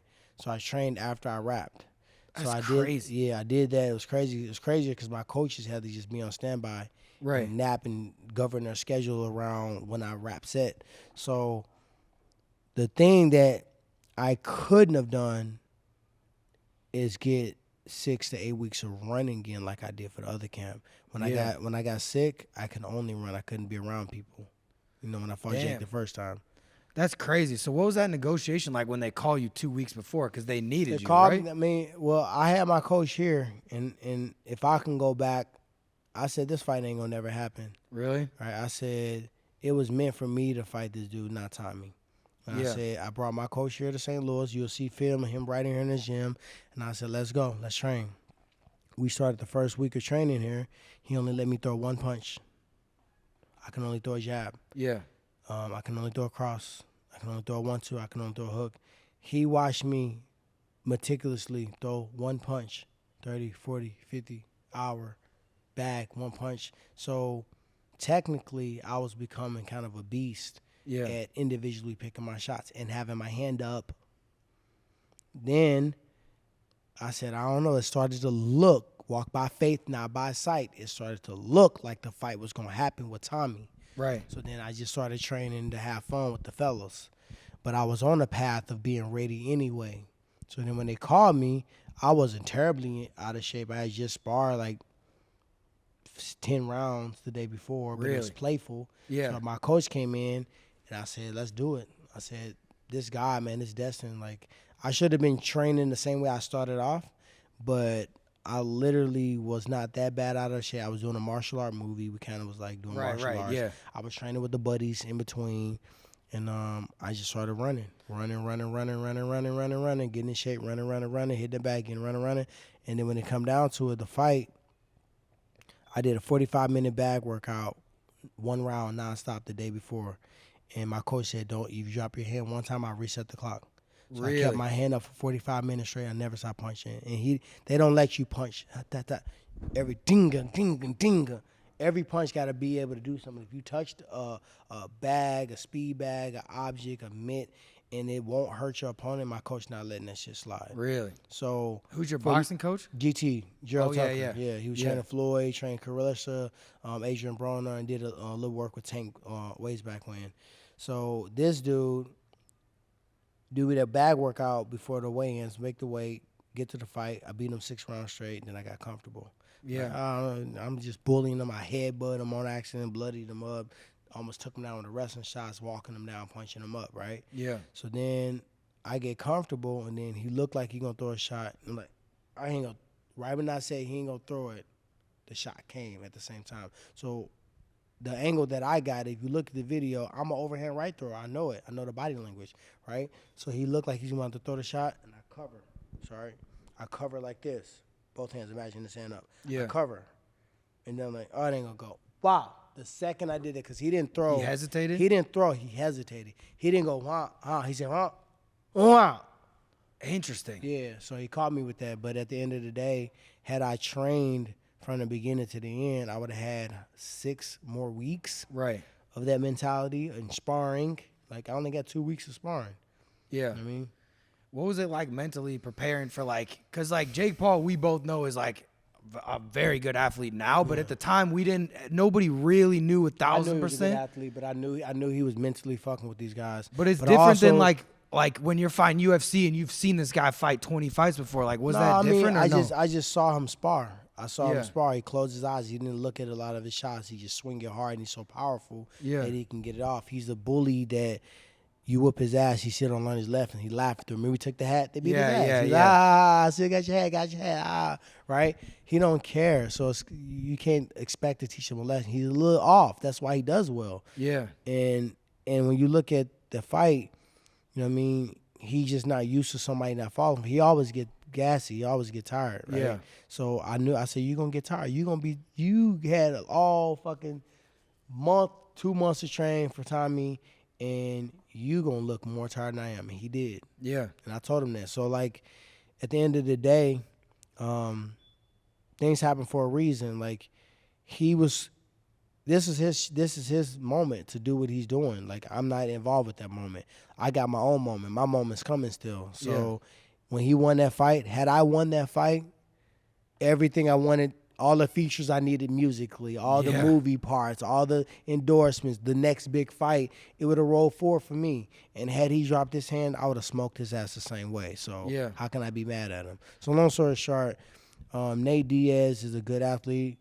He was more of an endurance athlete. He was more of a volume athlete. Yeah. He had good boxing, but he had good boxing against MMA guys. He had good boxing against other strikers. He had good boxing. He never had good boxing against good boxers. Well, it's different, too, when there's a threat of him taking you down or jiu-jitsu, when he can only punch and he doesn't have that power. It's like, just from me watching it, I'm like, I never really thought he was really I don't know if he sparred with Andre Ward. Yeah. But Andre Ward is one of my top 5 all-time boxers. Yeah. Nick Diaz did a lot. Yeah. So I'm not saying he won him, but Andre will beat his ass, and he never quit coming in there. So he's confident. Fuck these MMA dudes gonna do it. Andre Ward is fucking right. I'm working with him, right? Yeah. So those years and years of punches and sparring and getting hit and then get hit with MMA gloves and like he was never the fastest twitch guy. Right. So I feel like if you just tap, boom, and move, tap, boom, move. That's the way I was gonna fight him when I was gonna fight him. And then try to hurt him. He can't wrestle you. He can't jiu-jitsu you. He can't take you down. Right. He wasn't gonna do that shit to me anyway. So I never felt the way about Nate. Like I accepted a fight against Nate after I lost to Damon Mike, they offered me Nate. Yeah. At torn labrum. I said, yeah, I'll fight him before I get the surgery. What, he gonna wrestle me? He gonna take me down? He gonna submit me? Nah. He gonna hurt me with a power punch? Nah, I'm gonna fuck him up. Yeah. And I said, yeah. And then it was like, oh, well, we should fight RDA. But I accepted a fight against Nate on that pretense. So you think that would make sense now, boxing, you and him? I had a deal in the Middle East for Nate, a big bag for a fight. So I was on the mindset of if we were gonna get it in, I would have rather get it in when we was both in our prime in the mix. Right. Right now, I kind of want to just see the dogs that really paved the way make the bread they deserve. Right. So I said this on USA Today. I said this on TMZ. I was glad to see Nate and Jake make that walk. Right. Because when they make the walk and they get in there and they go for it, they're getting paid. Right. And they're getting paid. They're going to entertain. Hopefully nobody gets hurt. Nobody's get injured to the point where they can't fight again. Now they can fight again. They can earn again. Right. Right. And their name's still in the mix. I don't need to root for somebody. I don't need to want or see somebody win or lose. We're going to see tonight. Right. Everybody want to say, oh, I told you, I predicted, we like that. But how about when I say, I ain't got no fucking horses in the race. I don't want nobody to win. Right. I just don't want nobody to get hurt. Right. And I want them to both keep making money. And that's what fighters don't get. It's about making that money. It's about the championships are great, but I made more money outside of the championships than I did inside the championships. So you think though, like when you're talking about, because I remember when you were talking about fighting KSI, I feel like, and I know he fought Logan or whatever, but I feel like he's not in that class. KSI don't want to fight me. Yeah, his manager don't want him to fight me. His manager is the one that advocated him not to fight me. KSI said I'll fight him because he felt like I have to. They're from a YouTube pranking world, right? So if you put a poll out and 1 million people vote on this poll and all of them say your next fight should be me and you don't take me, you can no longer exist in your world with your version of integrity. Yeah, your version of integrity is if Jake would have lost, he would have gladly got a Tyron Woodley tattoo. He's a fan of mine. Yeah, right? I didn't want to do that shit. You still have it? I got 2 dots left. I was a thug. I put it purposely. See, Bink, bink. That's left. crazy. I forgot. I did about it that. in a spot where I knew it was gonna rob. Yeah. Hang cleans, push-ups, Yeah. gloves. You know what I mean? What's your relationship like with him now? I talk to Jake probably a couple times a month. Just business shit. Yeah. Like KSI and Logan fought, and then they did that big prime blowout together. I feel like once you guys got that respect and you share that cage or ring together, Yeah. and then if you don't see you guys doing it again, then why wouldn't y'all do business together? Yeah. So we just trying to find something that makes sense for both of us to do. But yeah, it's all love, it's all respect, because at the end of the day, like I said, had he given me the opportunity, I said that the night before. I said, I'm gonna try to fuck you up, man. I'm gonna try to hurt you, and I hope you gonna try to hurt. Cause I fight better when somebody coming at me. When I fought Robbie or Carlos Condon or Koscheck, when somebody coming after me, it's life or death. And I've been in those situations before, so I know how. That's my backyard. I'm comfortable in the storm, and I knew he was gonna come for me. So I already knew it was possible that I could win, he could win, I can knock him out, he can knock me out. We both knew that. Yeah. Right. The first fight, I'm the one that knocked him through the ropes. Yeah, I remember that. That's a knockdown. Should have been a knockdown. He never won that fight. Yeah. You know what I mean? So at the end of the day. Did you think it was like, and this may be something like, once again, I don't know if you can say this or whatever, but fans, like, we're T Wood fans. When we're mad that first one we thought you won, and people say it's rigged, like, do you think? Well, think about it this way. Okay, it's an 8-round fight, right? So whoever wins the most rounds, if it's not a knockout, wins the fight. Yeah. Right? All right. So let's say Jake Paul won 1, 2, and 3, right?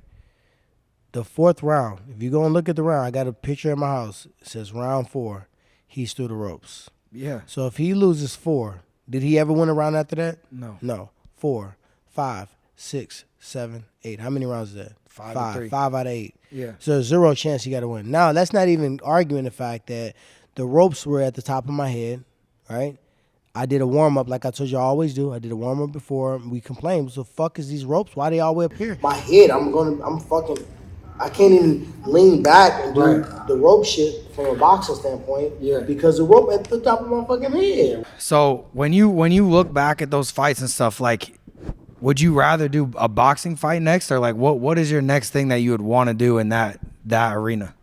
For me, I want to do MMA at the end of the year, so I'm planning a big MMA fight for myself that I'm gonna promote myself. Really? I think the opponent is gonna make the fight bigger than when Muhammad Ali fought Foreman and Zaire. Really? That type of fight. So you have it. It's already cooking right now. It's not done deal, but the atmosphere and the bells and whistles around it are, and that's what I'm looking forward to. In the meantime, and in between time, I'm looking to do a boxing fight before then. Really? So probably October. And what do you like when you first went to go do that Jake Paul fight, like doing a boxing match compared to a UFC fight? Was that easier? Was it different? Like, it was what was easier on my body because I was killing myself to make 170. I fought Jake at 190, and I had to be nice. Oh my God, I loved it. I didn't have to cut weight at all. I had to put on a sweatshirt one time the whole time. Really? So I can just feel free. I can just worry about cardio and technique, and not about cardio and technique while I'm in a heavy ass sweaty outfit to lose weight and drain myself and all that other stuff. So I just ate healthy for fuel, and so I can go out there and do my thing. So you look at that. That point is 1. 2, I've always wanted to box. 3, I cut out all other martial arts besides one. Now, boxing is a lot of different layers, right? Yeah. You know, just foundation, punching, counters, defense, clinch work, how to do the rounds, the cardio forward, how to use the jab properly, which way to move, angle, how to punch going backwards, how to walk somebody down, how to get somebody out there intelligently. So it's a lot. I got to learn still, a whole lot. Even though, like, I think that's one misconception, like when Ngannou's fighting Tyson Fury and people say, oh, whatever, because he's an MMA fighter. Like, even though you knocked out people crazy in UFC, boxing, you're saying, even for you, that's a completely different thing?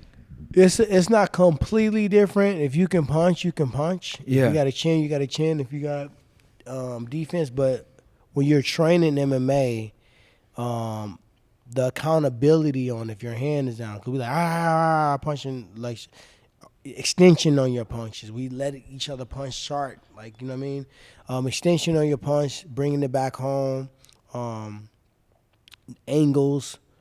We're more square because we got to be able to check kicks, wrestle, block head kicks. They're more linear. You know what I mean? So it's a lot of the footwork, a lot of the stance, and a lot of the counter offense of boxing that MMA. You know, you miss a shot, you grab somebody. You miss a shot, you go for a shot. You miss a shot, you throw a shot back or kick. So it's different consequences in boxing when you don't defend it properly, or if you don't know what the next punch is, or if you don't punch back.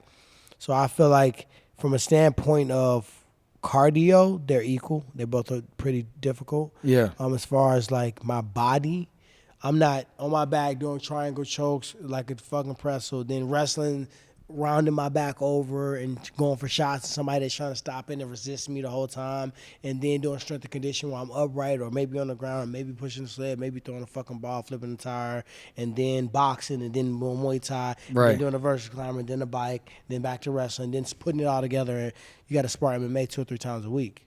So it's a lot on your body and it's a lot on your mind. That's where most of the injuries happen in training. So those injuries in boxing happen when they spar really, really hard. Yeah. But I like sparring.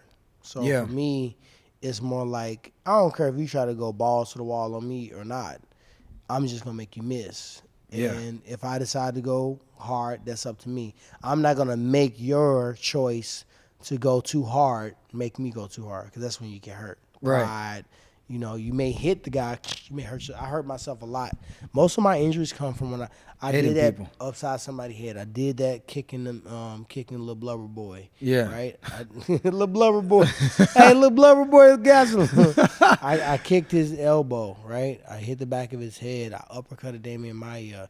All these injuries happened within the fight, me trying to inflict pain on somebody else. So imagine if somebody's doing the same thing to you, back and forth. That's where the training goes. So at the end of the day, I feel like boxing is something I always want to do. So the excitement of it, the newness of it, the passion of it, I finally get a chance to do it. My first ever boxing fight ever was a big, huge, sold out pay-per-view pushing. That's crazy.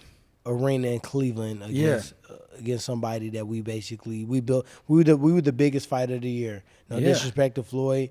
We superseded Floyd and Logan, right? Easily. Because that to me was more of a joke compared to yours. Our face-to-face interview we did had 4 million views in a few days. With Ariel? Yeah. Dude, I feel like that whole fight was crazy. Like everybody I knew was watching that. It's really a movie when you think about it. The whole thing is a kind of a movie, right? Dude, I was at a bar. Thing with my mom they got into it with my mom, and then that was crazy too. I didn't like that. What was up with that? The guy just didn't like that I called him out. Yeah. I said, "You're a fucking goofy, and you with a whole bunch of goofies hitting the damn folks during the open workout, dancing and shit. Yeah. You got a whole bunch of ex-fighters that they just walk around, like even Jay Leon that was doing the mitts, and acting like the dick was throwing a punch. Yeah. Dude, you was a contender for a belt at one point in your life. Like, you can't never, ever come back to the strip again after that. That's booty. So I called him out, and he didn't like it. So then my mom said something. He said, I don't know what he said. The fact he said anything was enough, right? Yeah. So then that kind of started that deal. So you had that. You had the fight. You had the build up. And you had with my old boss too, Dave. Oh, fuck him. Fuck Barstool Sports. Fuck Dave. What happened with Dave? No, Dave was doing the face-off. When me and Jake did the face-off in Miami. And that was your boss. You worked for that dude? I was with them every day. Yeah. How long? For 4 years, 4.5 years. I've seen him make a lot of people mad. And you're one of those guys I would not want to make mad. So I'm surprised. That's crazy. Yeah, I feel bad for you. You've been a counselor since you... I have. He reminds me of something that's inside of a baby's diaper when I think about him. Because this is what he did. He said, I didn't know who he was. I don't even fucking watch TV like that. So I'm walking in there. It's hot as fuck in this gym.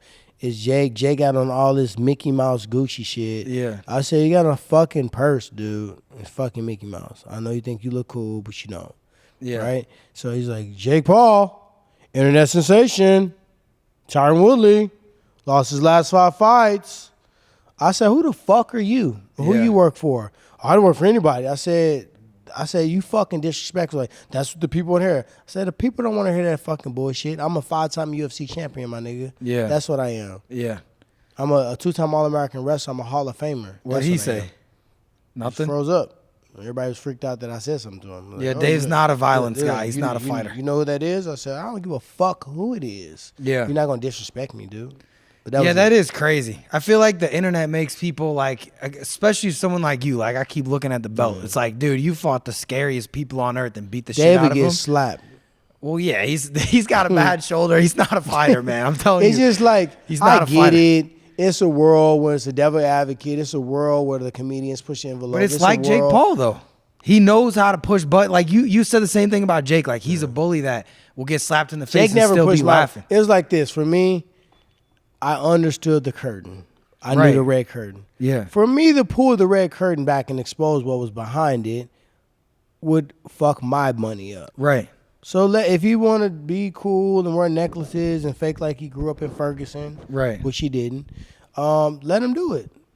He's Yeah. still going to train hard. He's still going to fight. It's still a real fight. Yeah. And I said, yeah, he's fooling y'all. I want y'all to know that. But this is a real fight. Right. It's going to look like a real fight. It's going to feel like a real fight. He's an athlete. Yeah. He's got power, right? He's a wrestling pedigree. I know that pedigree, right? Right. We're a little nutty, right? So nobody was going to fall for that. And I didn't. And I'm glad I didn't because had I did, you know what I mean, I wouldn't have been in position to even fight a second fight. Now, if I can go back and change anything in the training camp, I wouldn't be able to. I did what I did. Yeah. I had what I had. I had the best opportunities. I went to Miami. It was hot as fuck. I trained with Pedro Diaz. I trained with GT. I sparred the best guys I had opportunity to spar. And the things that went wrong in camp, you know what I mean? I kept those behind closed doors, and I just did what I had to do anyway. Yeah. So for what went on during that time period, I know that me showing up and me doing what I did was remarkable, you know, and I thought I won, you know what I mean? But And I don't want to fuck the money up, but from a fan's perspective, you think this guy's on PEDs? Jake Paul? well, Jake Paul never did a drug test. That's all I'm saying. He never did a drug test, but they were trying to give me the drug test because they thought I was smoking. I said, he's like, my friend was at a party and he was smoking weed. I said, and we gonna be smoking Jake Paul packs when we get done. I'm gonna smoke your ass like a blunt. Yeah. He didn't know what to do. Yeah. I was the first press conference that Jake didn't know what to do. I was trolling him, right? Yeah. I was trolling the troll. He wasn't ready for it. I forgot about that. Our press conferences was lit. Oh, I yeah. smashed his weak ass in the press conference. But yeah, so they was trying to get me to do drug tests during the training camp, and we got to the fight, and he didn't do a drug test, and I said, is this a fucking pregnancy test? Yeah. You had me pee on the stick to see if I'm on steroids? That's it? That's all you doing, dude? Yeah. They didn't test us. And then I said, what type of test is this? Oh, okay, this is testing to make sure my organs and stuff are functioning properly. Who give a fuck? The fight over with. Right. If my shit ain't functioning properly, I would have died by now. Right. And you already did that for me because I was over 35, right? Over 35, you got to do certain tests, right? Oh, really? Extra neurological tests because Yeah. of age, they don't want liability, right? Right. So I had to do that in the UFC.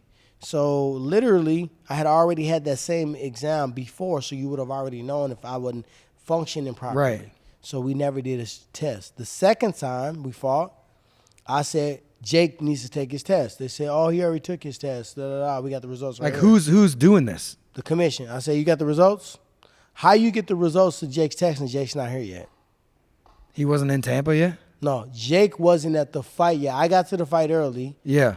I did my test, right? I couldn't So wrap they my do it hand- right before. I couldn't get my hands wrapped until his guy came and spectate, right? So how do you have the results for the drug tests when Jake Paul is not in the building because I can't get my hands wrapped because they're not there yet. We haven't made it yet. We were supposed to leave the hotel at 8:30. That is interesting. We were supposed to leave the hotel at 8:30, be there by 9. Jake got there at 10:30. So you get there at 10:30, you already got a drug test. Then the head commissioner guy went out, came back and said, oh, I got the drug test right here. I did it myself. I said, You just told me you did it yourself, but your worker told me he had it done before we wrapped my hands, but Jake wasn't in the building. So That's interesting. There? So I'm not saying that I think he's on PEDs. I'm saying I know he was not drug tested when I fought him. He is pretty big. Like it kind of looks like. I mean, I'm not a. His body looked different from the first time to the second time, but I don't want to make an excuse because I fought a lot of guys in the UFC on steroids. Oh, really? A lot of guys. So that happens all the time. When I fought Nate Marquardt, he couldn't even get a license in California. Right. We were supposed to originally fight there. Yeah. They pushed our fight out a month and a half so we can fight in Portland, Oregon. It's like what happened to John Jones, too, when they moved the whole thing, right? Yeah. When he popped it or whatever. I don't know what I'm supposed to say. I'm just saying that happens a lot. I know my fight. I don't know about John's fight. I'll speak on my shit. On my fight, I fought in Portland, Oregon against Nate Marquardt because he could not get he could not be licensed in California. Yeah. He had went to Las Vegas, got an exemption for a TRT. Basically, dudes jacking their body up on steroids. Yeah. Stopping. Your body thinks steroids are coming in from the outside, and I'm airing y'all bitch ass out because it's a weak ass move. It's like, you're bigger, you're stronger than me. I can't keep up with you. I'm gonna incorporate some outside help so I can deal with you. That's what I always thought. So I took it as a compliment. Right. I want to fuck him up. So it didn't bother you that much? Yeah. But when I fought Nate had went to Vegas, got his TRT exemption deal, right? Yeah. Then we fought in fucking Portland. No drug tests, no blood tests. We only did a physical. Really? Maybe a physical. Like at the weigh-ins, that was it. That's all we did for that fight, right? When I fought him, I beat the dirt off his fucking brain. And he popped up in the fourth round like nothing ever happened, right? Damn. The fight was almost over, and I was like, he dropped down, I knocked him down 4 times. He knocked him down, I knocked him down, and I was on top of him. I knocked him down, and I was like, I'm the fucking champion of the world. I'm the champion of the world. So I started punching like a rabbit punch, and they brought us up. The round ended. The next round, he got off the stool like nothing ever happened. That's crazy. You can't do that with regular cardio. Right. So for me, I feel like Jake, at the end of the day, looked different the second time around. He's continually, progressively looking different. Right. Every fight, he's looking different. And you know he has access to the money and stuff to get probably the top end shit. I just know this. He didn't take no damn drug test the first 2 times I fought him. Right. Anything else I can't comment on. I saw some stuff about Jake, maybe the other guys, but I'm not saying he did, but I sure am not finna sit here and say I can vouch that he didn't either, though. Right. And like, you know when like McGregor's out of USADA and all that stuff, and then he has to be in for 6 months, which he hasn't gone in. I guess that's what's delaying it. Whatever it is, you think like delaying it. What's delaying it? Delaying it is him partying. Yeah. He don't want to be in the damn think. Why? So you think it has nothing to do with steroids? It might be both. Partying, some of the content and some of the stuff in partying is not legal either. Oh yeah, I guess that's different PEDs. And he look a little poofier now too. So I don't know. He does. I don't know Conor that well. I don't know what he do in his spare time. Would you fight him at 170? Conor is never gonna fight me. Conor had a chance to fight me for a title at 170. Oh really? It. Yeah, UFC offered him, and he wouldn't fight me. To go up? He went up to fight Nate because fucking Nate didn't have no power. Yeah. So he went up for that. He not going up to fight a real motherfucker. He would fight Cabo Cerrone. That's a lightweight up. Right. Nate was a lightweight up. They both were lightweights up. But in reality, the way the sport should be, they should have never been lightweight. Conor should have never been a featherweight. Right. He should have been a welterweight.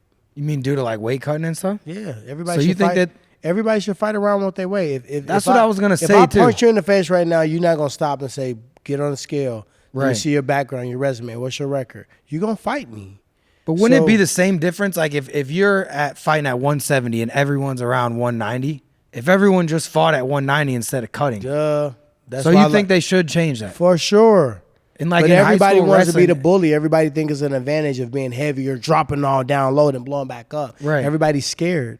But you think that hurts you at all too? Like I don't think. I know it do. Yeah. I did it because I would have been the only one doing it. Right. Now I'm at it. I can't put myself at a disadvantage. If I would have fought 185 against Chris Weidman, right. Chris Weidman weighed 220. Right. 230 at highest. Yeah. John Jones at 205.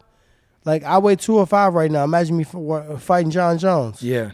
John Jones weighed 235. Now he bulked up to 265. Right? So now the sport itself has not evolved to the point of long-term studies are going to show you eat healthy, eat clean, drink a lot of water, train really hard.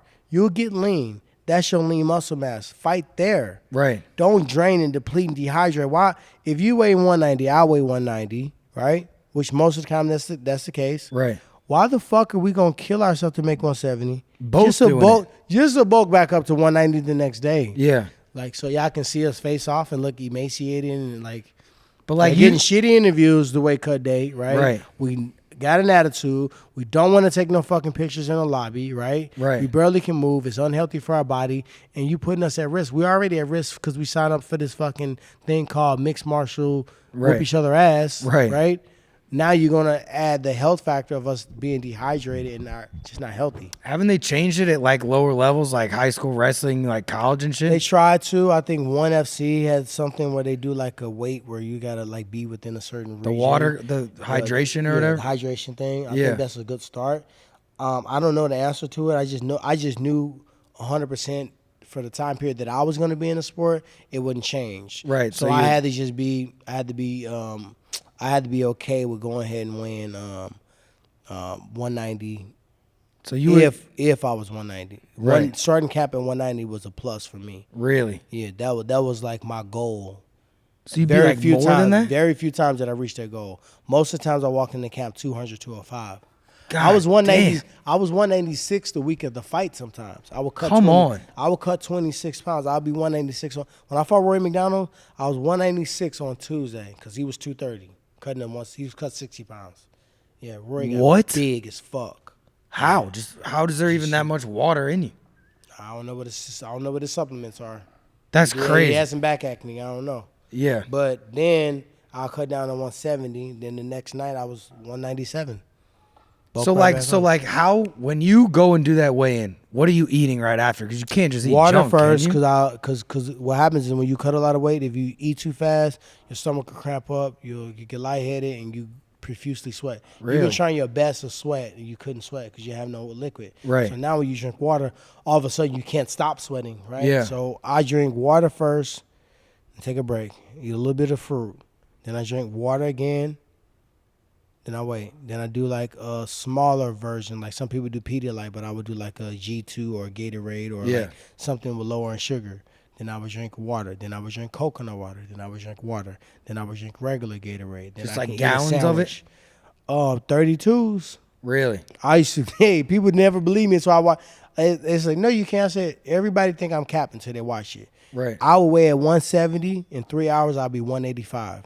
That's crazy. 32 ounces of water, 32 ounces of G2, 32 ounces of water, 32 ounces of G2, 32 ounces of water, 20 ounces of coconut water, 20 ounces of water, 32 ounces of Gatorade, fruit, apples, bananas, a little bit of carb, maybe a protein shake. Yeah. Loosen up, see how that sit in. Eat a little small meal, big dinner already set. Carb low like a motherfucker. Always Italian food. Buca di Beppo, you took care of me for so many years. Appreciate you guys. I went there. So that's night before? Night before Pasta the fight. every time? Pasta, chicken, parmesan, spaghetti, nonstop, fucking Arnold Palmer's. Yeah. I'll blow the fuck up. And I'll be sleepy from cutting weight. Been up all day because I probably didn't sleep. Right. I'll get a massage that'll help me go to sleep. I'll wake up in the morning. I'll go do that little shakeout. Now I'll get rid of all that little fucking carb loading and sugar that I got before. So when I go out there now, I'm back on water, turkey sandwiches, clean food, fruits, vegetables. So when I fight, I feel clean. That's your pre-fight turkey sandwich? Nah, I don't know. Like how this is one thing, because like I played hockey in college and all this shit. I always try to figure out how long before I'd want to eat and stuff. You know what I mean? It depends on who you are. Something like one of my fighters never ate at all. He couldn't eat. He wanted to be on a hungry, empty stomach. I didn't want to eat too much, but I had to have something. So I would have Gatorade. Like, they used to not let you have Gatorade. I'm like, these motherfuckers on steroids. Right. Fuck, you tell me I can't drink Gatorade? Fuck you. What do you mean? Who's saying no Gatorade? Your coaches? The commission. What do you mean? Only water. Why in the can't you have Gatorade? Only water in the locker room most times. Because they don't want people mixing shit or what? Yes. That's crazy. So I'm That like, seems all right, crazy to well, me. the rules are only water in the locker room. So I would go in the hallway, smash Gatorades, or I'll sneak Gatorades, or I'll fucking put a Gatorade packet in water to make it look clear. I'm not finna go out there knowing I dehydrated my body, did a hard-ass warm-up, lost 2 or 3 pounds in a warm-up, and go out there with just water. Nah, I drank Gatorade. So now they not like that. Now they put body armor in, or whatever whatever the drink is, the sport drink of choice. So now they do that. But back in the day, yeah, it was fucking water. And I'm like, nah. So this is the thing to me too, T Wood. I'd talk to you about fighting for a million years, that we could do more, and because I have 1,000 more questions. But one thing about you that I think is crazy, right? We know all this. We know the belts. We know all this wrestling. Take me through like the acting and like rapping stuff. Like I feel like people I'm an are good at artist. one thing most of the time. You're good at like 10 things, dude. No, I'm an artist. Like a lot of people don't want to hear music sometimes for somebody that didn't start in music, or somebody that started in sport, but somebody that starts in music, they'll be okay saying, "Oh, well, Quavo could have been a quarterback," and "Oh, look at 2 Chainz, could have, would have, should have." We'll do that all day. And we go, J. Cole is good. Like J. Cole got a little bit of grief, but Yeah, I respect J. Cole's basketball game. But at the end of the day, they got you respected, right? Yeah. So when you're coming from music into a sport, it's respected, right? But when you come from a sport into music, it's hard to break that line, right? It is hard, yeah. So when you think about an artist is somebody that thinks big picture, Yeah. right? Whether it's painting a picture or mixed martial arts, right? Yeah. Or if it's music or if it's TV. I'm better at big picture producing than I'm at anything, at fighting, at coaching. I can see a vision, I can see a big picture, and music is included in that for me. So is acting, so is producing, so is writing. So all these things are just a form of art. I can paint, I can do all that stuff. So I didn't know that. Yeah. Yeah. Damn, dude. Everything. What are you bad at? What are you like want to get better at, T Wood? Well, I've been golfing for a year. I'm decent at. I almost had 2 birdies today. But really? I'm decent at golf. I'm trash at tennis. Oh, really? Tennis is a good cardio workout, so I think the next thing I'm gonna take up is tennis. But to be honest, sport wise, I'm kind of good at it. Acting is hard. I'm getting to the point where I'm way more comfortable. In the beginning, I just didn't give a fuck. I was trying to do everything. Yeah. And that mentality worked very well. Really? Most people scared. So I didn't give a fuck. I'm going to try everything. And I go to 10 first. And if I'm go too high, you'll bring me down to 9. Right. But most of the time, 10, they're like, we thought we wanted this, but I like that. Let's keep it. Really? I like that, yeah. That's Like on Cobra Kai and stuff? Cobra Kai, yeah. I'm What's beating that these like? kids' Because ass. that's a big fucking I show. asked them. They said, "No, beat these kids' ass." Really? And I said, "All right, I'm fucking you up." So yeah, so You're like, I could do that. No, yeah. So it was just the knowing your part. Nobody started acting as a lead. Right. So understanding what do I mean to this scene. All right. I'm coming in, this motherfucker it's about to go down. I can't be just like, oh, like I don't know. I gotta look like I'm ready to go. Or if I'm supposed to be somebody that's getting blindsided, I can't look like I know the fight coming, right? Right. I gotta be like, oh, right? Yeah. So it's just kinda like more so read the scene overall, and the part that I'm in the scene, what do I look like? When somebody watching this movie, how do I make it look like they just watching somebody real life? Right. Right? So that's inter monologue. Stallone is the best at that. Yeah. Stallone and Denzel Washington. Nobody tells them when to pick up the cup and when to drink and when to adjust themselves and when to look and when to breathe hard and but the motherfucker that's like, oh, you acting. Right. I don't want to see that. Were you taking acting classes? Yeah, I got an actor coach named Warner Laughlin. She's one of the goats in the industry. She's very well known for working with The Rock, working with Ronda Rousey. She does a lot of ADR work, so a lot of the work where you got to act with your voice. Yeah. See him. She does a lot of that work, but she has something that called human-based emotion. That's her process that she uses, and it helped me not only deal with acting, but how to deal with people. Because when you go back to somebody's 3 or 4-year-old self, and you see them and you start making a character based upon what they would do, now it don't matter what the director changed because I'm not acting. I'm just that person now. Yeah, that's crazy. Their dad was in the military, beat their ass, always had to fucking make the bed up perfectly. There never was enough. They always try to So now on this scene, they say, okay, Denzel Washington's in the car and his guy Hoyt right, freaking out about the weed he got him smoking, right? How would I respond? What if he switched it up and to say, okay, you know what I mean, do this line of coke? He's gonna kind of act similar. I wouldn't be freaked out because I trained so much to respond to this weed situation, because I know in my mind this guy's dad was a military guy. He was a Marine. You was in the Army Reserve. Everybody was a detective. You barely a traffic cop, because he woke up early. He snoozed the clock. His wife was ready, right? He wanted to do everything by the book, right? Yeah. And Denzel Washington was just kind of like the quirky cop, right? Right. So that's how we studied that scene. We studied that scene. Right? That's so cool. So that's what I use for acting coaching. So was that similar to when you were saying you were studying like what opponents were gonna do? Like it's the same process, right? I study who they fight for, the training camp. Right. AKA are gonna be in shape. They beat each other ass. I go there. They go 100 on each other. Yeah. If they make it to the octagon remotely healthy, they ready for war. And they're Right. probably gonna beat you. They were gonna win 80% of their fights. Yeah. But you can bank on them probably having a little injury because they train too hard, right? Yeah, like Khabib all the Drake time. Jackson is gonna be a strategist, guys. He may not come. They're gonna coach the judges to saying, "Oh, good job, John. Oh, I see him. Keep it up." He missed. He's swinging at air, and he's not doing anything. But he's coaching the judges to think that they're Interesting. doing that on purpose, right? I know that about American Top Team guys. They're individuals, so you can't look at one fighter and bank that everybody from that camp, because everybody got their own thing on. I'm the first one that did that. I came in there and I made my own training schedule because I didn't like to spar on Monday. Right. It's the best. It's the most important part of your training. And if you have a bad sparring session, your whole week fucked. Right. So I did what I was best at. I wrestled on Mondays and I sparred on Tuesday. And then so build at it least up. I started. Well, I smoked the fuck out of everybody. Right. You know what I mean? And then the second day, at least I kind of got into the week. I was nervous. I hated sparring. Now I love it. But I had to change that for myself. So it's the same process though Same when you process, go to rap, same when you go to do process. anything. What do you think of Wiz Khalifa's like MMA skills? Because he's been getting Hey, man, better you know I at it. started training them. That's what I'm saying. I'm Is the he- one that started Wiz and those guys training. But Wiz, like with the videos I seen, he looks like he could beat the fuck out of Yeah, people. well, they came to St. Louis and they were here and they wanted to meet me because they were a fan of me. They used to play me on the video game. My character crazy.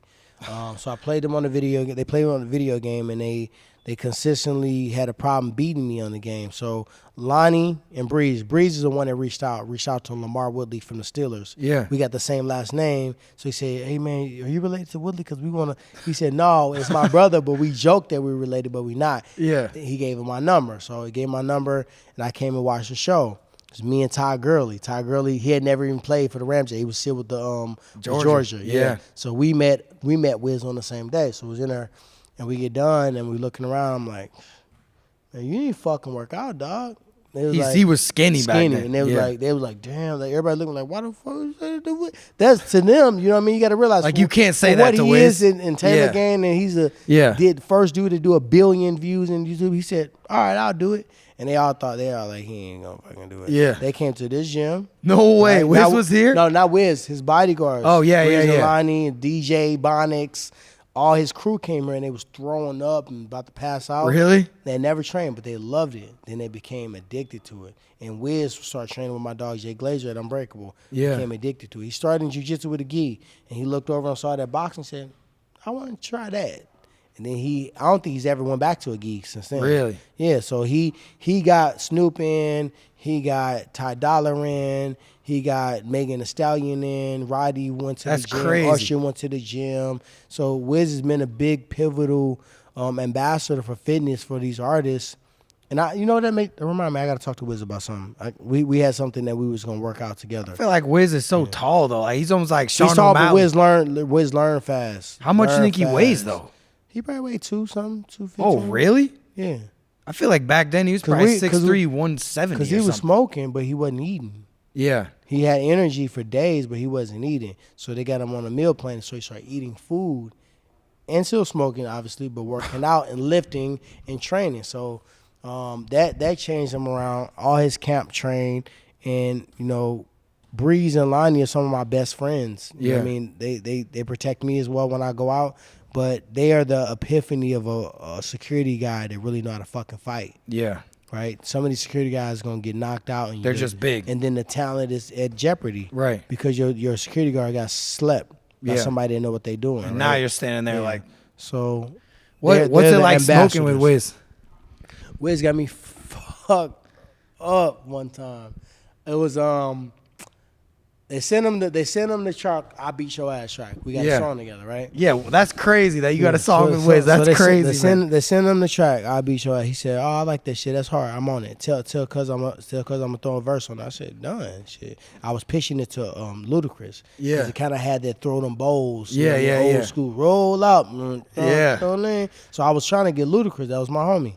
So Wiz said, I tell him I'm gonna throw a verse on her. So I went to the studio with him, and I was always what they call the ain't shit friend. Yeah. I came in and smoked a little bit, ate a little food, and left. I ain't trying to get no features. I ain't trying to do no music. Right, yeah. It was just my dogs. I ain't need no clout. I never took no pictures. Right. But they respected me because I was like their brother. So I came in, I didn't know how to roll, and they was all making fun of me for not knowing how to roll. But now I'm the best. Really? Yeah, I'm the best. I'm gonna go out there and say that. But anyway, so Wiz said, "Man, smoke with your brother, man."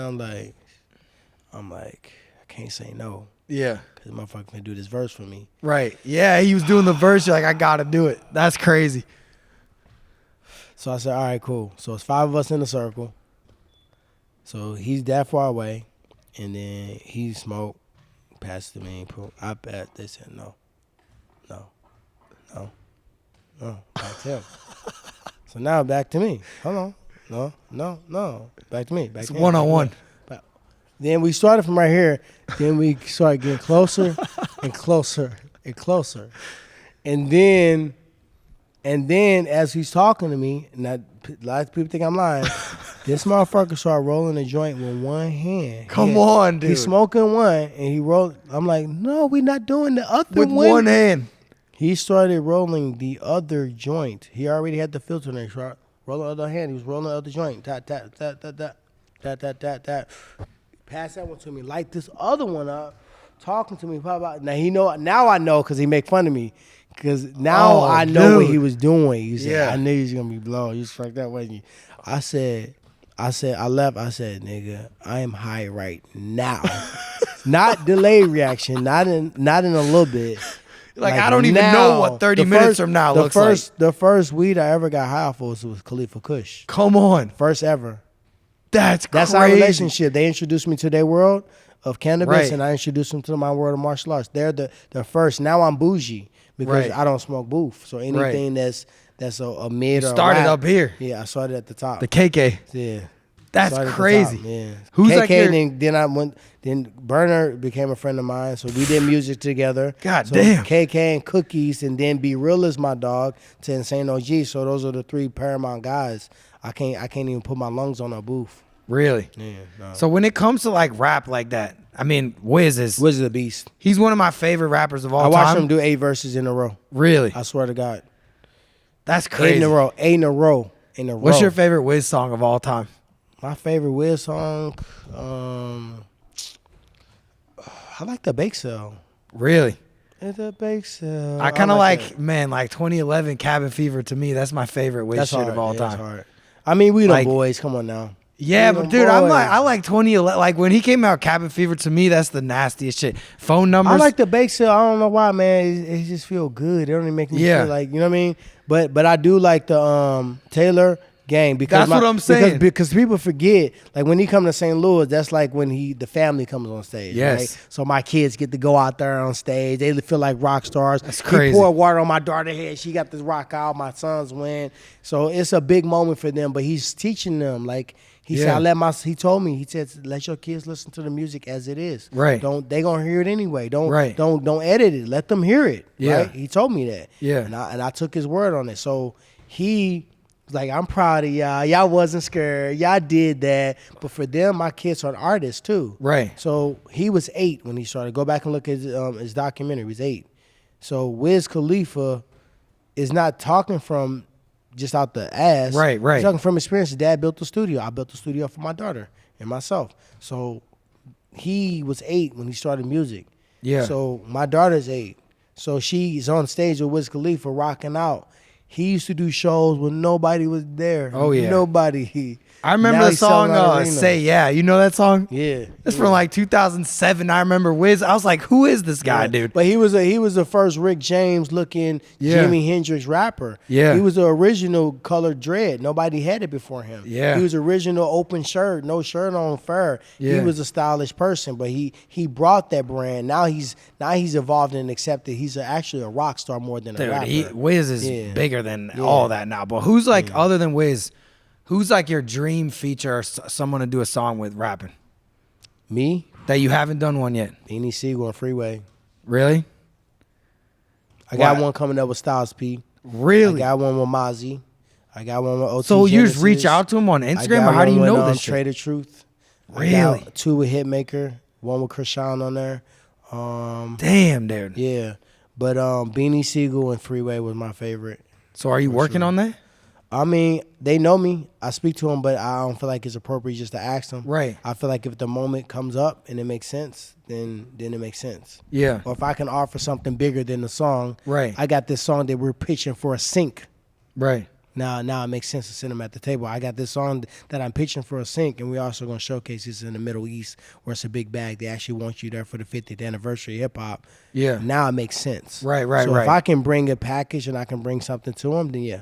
Where it's Other like than that. respectful. You're not feeling like it's a favor. It's like saying, okay, Tyron, can you come and train me for a world title fight, or can I I don't know. I guess I would do it, so it's no equivalent. But I'm thinking like in my space, I'm coming to somebody that's a multi-platinum record. They got to judge and pick their features accordingly. Right. They want to like go with a different niche. Yeah. So they can get more followers. Yeah. And I don't really bring that to the table yet for them. Right. But I it's didn't start interesting- underground. My first song was with Wiz. That's crazy. I never had an underground song. I never had an underground record. I never had a mixtape. I never had a chance to grow. I had to learn quick. Yeah. And I can't put out trash because if I put out one bad song, everybody gonna be like, oh my God, another athlete, right? So I got to be extra hard on myself, Right. to make sure that the quality is there. See, the thing that I think's interesting is some people don't get that, right? Like you're friends with someone. Like Jordan's one of my best friends that our old neighbor, as we know. Me and Root live down the street from you. Because people are gonna ask how we met too. It's kind of crazy. He moved? We moved. It's like I can't say where, but it's near there. Close. All right. In Ladue. Damn, Yeah, but I was real bastard. I'm like, damn, I thought y'all was at the crib. no, we just it's close though. But it's crazy. Like Shout out to Jordan. yeah, but it's like I don't ask Jordan to come play on my men's league team. You know what I mean? Like in Yeah. hockey, because it's like that's his job. You know what I'm saying? So it's like I got a lot of friends in the industry.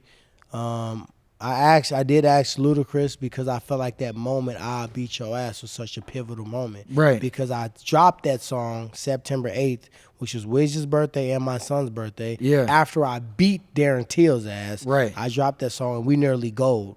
that's As crazy. an independent artist, which is crazy. That's what so cool. I asked him to do that on a preface because he was training, I was training, right? We had built that bonding relationship, and he had first started getting ripped up. Right. So yeah, I beat your ass. Right. It kind of So made he on- sense. Yeah. Yeah. That's And he went interesting. to all, and I didn't ask him to. I would have been thankful for anything because he's an artist. He don't want to put anything out with his name on it bad. Right. But he went to the old school Wiz. Yeah, he Yeah, did. I That's beat my your favorite ass. Wiz. Yeah. I hit that gas. I rolled up the cushion, the blunt ain't enough, and the gas on last. He God went damn. crazy. Yeah. I raise up on the block where them niggas think fast. What's I it? take a nigga out like I do that trash. Like he ain't never really. He having fun now. Like, Yeah, and that's probably fun for him too. Yeah, no, he went there, and I appreciate you, Wiz, for sure. What's it like? And this is like crazy to me, right? Like when I hear about your story and you're wrestling, and then you start fighting and all this stuff. When you're talking about your kids, and we got soccer practice going on out here. We got I know everything. my dog back there tired. I'm like, damn, I'm hungry. I did golf with you, my nigga. I watched you train somebody, and then I watched you train yourself, and now you're doing the podcast. But it's good because you see the process. Right, When and I'm away, they don't see the process. They just know their dad gone. Right. Right? But this is But- what I want to ask. Like when it's crazy to me, like of all the cool things you do, as I'm getting to that age, I'm 31 now, man. I'm getting old, T Wood. But the thing to me is like when you start to be coming to that age where I'm like looking forward to having kids soon and all that stuff. When you're talking about your kids being on stage with Wiz and all this stuff, being able to put them in those positions where like everything they can see that up close. Like that's not normal. You know what I mean? That's pretty crazy. I do shit. things on purpose where my kids can see and they can dream big. Right. I was a big dreamer, and I went after a lot of things a lot of people told me I could never do. Yeah. And I started at a young age, and I never stopped. And I've always been able to do what people say I couldn't do. So they've seen that, and they know that it's possible. So I take them on vacations to Hawaii so they can see different places. I take them to different parts of the country, right? Yeah. I have them experience different versions of stardom, whether it's music or my acting friend. And I put them in the room, and they know that, damn, they're just like you. They're just regular friends with you. Right. Like, that's my regular. Like my daughter did. What you say about my mama? You see on my Instagram, she did that like a deal, right? Yeah. She's like a little skit thing, and I was like, I did comedy with Marlon Wayans. I know him. That's He's crazy. a big fight fan, right? Yeah. And he reposted it, so to them it's like, oh my God, but they don't recognize he was your age. Right. If you want to be an actor, anybody you watch on TV that's your age is an actor. They make you believe you just watching their life, but that little girl you watching, she's an actor. Right. Why can't you be one? Right. Wiz Khalifa was 8 years old when he started. Most of these, Jordan Lucas, all these guys was young. Yeah, doing it for 10 years before it ever Yeah, became something. yeah. I think that part's crazy too. Like when you're talking about your story, everyone knows Tyron Woodley now and stuff. It's like, dude, this was 2007, 2005 when you're grinding like that? Yeah. When was that? 2005. Before you ever, and when do you think I you was became like a superstar? Like I was in 2012, the paint for a long time. I would say 2017. 18. Isn't that crazy though? Like that's 12 2018, years. people started giving me my stripes because I mopped Darren Till so disgustingly. But think of how long that was going where you were getting 13 like, years. but there was no promise that was ever going to happen. That's what's crazy about But I it. never got into it for the fame. I got into it to be the best. Yeah. I got into it for greatness and legacy. I got into it to be like I always wanted to be like the Spartan, the dude in Rome, or like with the fight to the death. If we was back in that time, I would have been that dude in there. In the Gladiators? I would have been that dude in there. Yeah. I know I would have. You know what I mean? So That's so crazy, man. I just wish, like, you know, the only thing that I can look back and be like, if I was in that time, man, if I was fighting when Tupac was alive, Tupac would be in my fights. Dude, he would have. He would have been front row. He would have walked me out. That's crazy. Like, there's no way he wouldn't have. No, he would have for sure. I would have been too much like him. I think like him. I'm smart. People hate when you smart. Yeah. But they don't think you're supposed to be, right? Right. So he would have been at my fights front row. He would have walked me out. That's the only thing that would have been the dopest thing. It's ever. crazy Yeah. too, because Tupac rapping and acting and stuff too. Is that like something that And he was a inspired great you? actor and a great rapper. Yeah. Yeah. That's crazy, man. Yeah. What's like acting wise your number one person you'd want to do something with? I've done stuff with everybody I want to do something with, minus Will Smith. Really? Jamie Foxx, I built a relationship with Jamie. No way. Bless him. Yes, my dog. I think he might be maybe the most talented person of that kind. He is, but he's he's an artist. Right. So he don't discourage you to do all things, right? Yeah. So he listens to my music. He pushes me to put it out. Yeah. Tank does the same thing. When I look at guys like him, I work with Denzel Washington. I train him for Equalizer 2. That whole fight scene. I with the didn't credit realize card that. suit, That's I did the whole crazy. scene. The whole Damn. Yeah, my dog Lynn Oding, stunt coordinator the whole scene. I'm one of the stunt performers, and we mocked up the whole scene in the garage. The same dude they got me training the guy off MySpace, Lynn Oding. Yeah, he yeah, put me yeah. in that movie, Equalizer, put me in Straight Outta Compton, and put me in Olympus Has Fallen with Gerard Butler. No way. Yeah, so- I seen that too. So I've worked with Damn, T Wood. I Denzel. feel like I'm a fan of you, and I don't even realize how much shit you've done. That's crazy, dude. Yeah, I work with Jamie just on. I got an artist that Jamie wanted to help out with, and just brotherhood. You know, I feel like with him, if something gonna happen, it's gonna be organic. I'm not gonna push it. Right. I did pitch him a song that I think he'll be dope on. Dude. He told me, he said, "Hey, you know what? To be honest, the person that connected me with you, he's actually the better person for that song. His voice Really? is better for it, right? Yeah. So it wasn't a shoot down, but it was like just as a matter of fact. Mike Tyson I met, like I Damn. said, Denzel I met, and then Will Smith is the only one that I'm a big fan of him being able to do any type of role. Right, man. right. Outside of that, I worked with Stallone before. God that damn. was a solid. His inner monologue is out of this world. And Terrence Howard, Wesley Snipes. I worked God with Wesley damn, Snipes T-Wood. twice. That's crazy. Cutthroat City and also this TV show called A Player. And Wesley's my dog too. That's so crazy, man. You ever met Drake?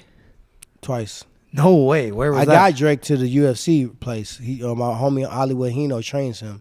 So they was in Oh, I Vegas. think I He know who wanted you're to train. talking about. That's crazy. Yeah, so I had them set up to go and train at the UFC complex. In but Vegas? I met him at the Billboard Awards. Oh, really? Drake, yeah. He was sitting right in front of me. What do you think of Drake? He's one of the best. To me, really that's my favorite. He's really a pop. Yeah, like he's in the genre of rap, but he's a pop star. Oh, for sure. Wiz is a rapper. He's a rock star. Right. And everybody don't realize what version of a star they are. He did. Right, so right, he's right. Gonna forever be. He's gonna forever be in the top, probably 5. Like, who's your top 5 rappers of all time? My top Maybe 5, not of all time, of living, I guess, because Tupac, Biggie, I feel Tupac like. is my Tupac. Well, Biggie was never in my top 5. Really? But I like Biggie. Yeah. Biggie told he was a great storyteller. He was a big dude with swag and juice. And you always the Rick Rosses and stuff. You give him credit. Tupac definitely in there. Freeway and Beanie Siegel, they kind of won to me because they different, but I felt the same thing when they rap. Yeah. I'm a big Kendrick Lamar, Jordan Lucas, J. Cole. I'm a very big lyrical. I don't rap like them. I'm more like country twang from St. Louis. I'll make my own lingo. I'll make my own slang. Yeah. And I'll make a song that rattles in your mind, but I'm going to tell a real story. Yeah. You can't say I haven't been rich. You can't say I haven't been broke. You can't say I haven't bought a house in cash. Can't say I haven't been evicted from a house. Right. I've been red carpet everywhere, and I've waited in line too. Right. So there's nothing I'm talking about that's not real life. Which is the most valuable thing in so music. I feel like to me. authentic and being real and just telling the story from a different lens, I do that very well. I'm finding my sound more and more as I keep doing it. But when I think about guys that are like dope artists that make me feel something, Kendrick, Jay, Joyner, Mozzie, Pac, Freeway, Beanie Siegel. Gotta put Jay-Z in there. He did too much. I have to, yeah. Gotta put Jay-Z That's automatic. in there. That's what I'm And saying. then, You almost got to do a top 5 without. I don't like top 5s because it's too hard to pick. It's tough. You go through moods and you can never, ever, ever. It's two people that we get so used to them being so good, we forget to put them in the mix. Yeah. Right? We forget to put Lil Wayne in the mix. Dude. We forget to put Eminem in the mix. Yeah. And you can't take them out ever. To me, like when I was in high school was when Carter 3 came out and all that. Yeah. To me, there's never been, and this is my perspective because I know like it depends on when you were certain ages. I don't think anyone could ever be bigger than Lil Wayne was in 2008. Nobody could. Fireman, fucking... Like Lollipop. I'm saying 2000, that was Carter 3. And he was smart too. He got Static Major. God bless his soul. But nobody was really on Static Major. Then Jack Harlow and then everybody. You know what I mean? So him, and then you got to give credit to the underdog rappers too that we forget about, like Fabulous. Yeah. He was the first slick talker. Fab is nasty. He was the too. first one with the bars, right? Yeah. Then battle rapping, Cassidy was the first one with the bars. Before battle rap, he's the one that kind of like he kind of went at Freeway in a battle rap and kind of Freeway kind of career. Yeah. Pause after that, right? So when you look at that, I gotta respect Cassidy because of how I felt about Freeway. You know Hitman Holla at all? Yeah, it's my dog. Really? Yeah. Go same barbershop for 20 years. What do you, I mean that I got a song with Hitman Holla too. I forgot. Dude, battle rap's a whole different yeah. world. You know what I mean? Yeah. That's crazy because he's from St. Louis. You know? A-Verb, Hitman Holla, T-Double. I'm about to listen to that. Dude, the crazy thing to me too is like T-Double just dropped one last week. We gotta get when's the album? I got a whole collab album with him. Isn't your album coming soon though? It gotta come soon because I specifically put shit in a year dating. Right. Where I have to come out this year because I want to press myself. Sometimes in music, athletes, we get a little conscious about it, but how they gonna accept it, how they gonna receive it. I'm finna drop this shit. I got some hits, I got some slaps, I'm dropping it. Dude, sometimes because as an artist too, what I want to ask you too, like sometimes I'll be working on a video, like a crazy thing, and I work on it for so long that I almost feel like it suffers at that point because I'm like scared to put it out because you've been working on it so long. It's a timing thing. Like I got some songs that were perfectly timed for the moment, right? Like an NFT, right? I had a song when I fought Jake both times that shit went out and it didn't go out. I got a song that was supposed to go out when I fought Jake, but it actually happened to work for when I was supposed to fight KSI in Houston because Trae The Truth on it. Right. Oh, dude. Houston God, right? I got a song Trae The that's Truth crazy. is nasty too. Yeah, so I got a crazy song with him called Like That. So I was gonna do that. He was gonna walk me. I was gonna do a big NFT, big bump out deal, and then he fucked up my back. So I'm not just mad you fucking bailed out on the fight. I was making 7 figures for the payday, but also I had another 7 figures wrapped into all these things that go around the fight that he fucked up. That's crazy. Yeah, endorsement, sponsorship, crypto shit, after parties, NFT shit, music, and So you handle that? Or you got like people, business people? now Like I do. I just started my own company. Yeah, What, dude? That's like started my own promotion company. So that's a lot of shit. Yeah. So I got the big dogs in every category: music, movies, all the top talent agents, everything. UTA does all my stuff for like movies and TV stuff. So they the best. So when Especially you're putting this motivation card speaking. on the end of this year, you said you're promoting it. Yeah. I'm probably saying this because I'm gassed up because I'm here right now. Yeah. But someday, T Wood, if you were having a card, if I was gonna train and do this shit, you think I'd be on like the lowest undercard thing? If we You worked trying to on fight? it? I don't know. I think I'm just gassed up I because mean, I'm here I talking to you. I can maybe I've 'cause done it's gonna- jujitsu it's- for a while now. I've it's done gonna- boxing shit. It's so going I'm to not- be in the Middle East, so Let's do it. it's going to be in the Middle East, so I may be able to lock you in, lock you up with somebody local and regional that's going to be on the card. So I don't know. I'm just saying, is it possible someday? I like that you want to do it because I've a lot done of people, jujitsu and a I lot of loved people it. want to have an opinion about fighting, but they don't want to do a training camp. It's not even about the fight. Yeah. Do a training camp first. Yeah. If you do a training camp for a fight, now come back and talk to the fighters about what you want them to do and how you want them to do them, when you want them to fight, and how you want that fight to look, and who you want them to fight next. And Right. we didn't like that. Do a training camp, but do an amateur fight, and then come holler at me. And if you got now I'll listen to you because you understand what we got to go through. Sorry. It's crazy. At Barstool, we had this like boxing promotion thing that they did. It was 3 1-minute rounds. Like it's nothing, but it's like exciting, whatever. But I did a training camp with my buddy that was fighting in it, and then I was his corner guy in the thing, which is fucking hard. Like he's coming to me in between rounds. You're nervous. It's life and death information in 60 seconds you got to give out. And I didn't You don't really wanna do it know. wrong. I was giving advice. I didn't really know what I They was get saying. way tired than you think in 1 minute. Way more tired. So that's what I was gonna say. When we'd be training, it was at Mendez Boxing in New York. I don't know if you know them, whatever. But on 26th Street, I'd be training, dude. Even just hitting the fucking bag for 3 minutes, I could barely breathe after that. It's so hard. We'd walk into the gym, and I know this is nothing new. I'm just saying for people that maybe don't realize it. Before I even put a rap on, they'd say, "Go jog for 45 minutes. Go do this for 50 minutes." I was gassed before we started training. Yeah. It's crazy how hard it's it a is. lot. I It's think a people lot. don't realize how much goes into a lot every day. goes into it, and I think that's why I just let people think what they want to think. So sometimes you'll hear me. Sometimes you'll hear me just let the what they call it, the room tone. Yeah. I give the room tone to a lot of situations, a lot of people, because I'm smart enough to understand that I know that the millions of people that may feel or say have not done it. So I can't go and find you all one by one anyway. I wouldn't say it to my face.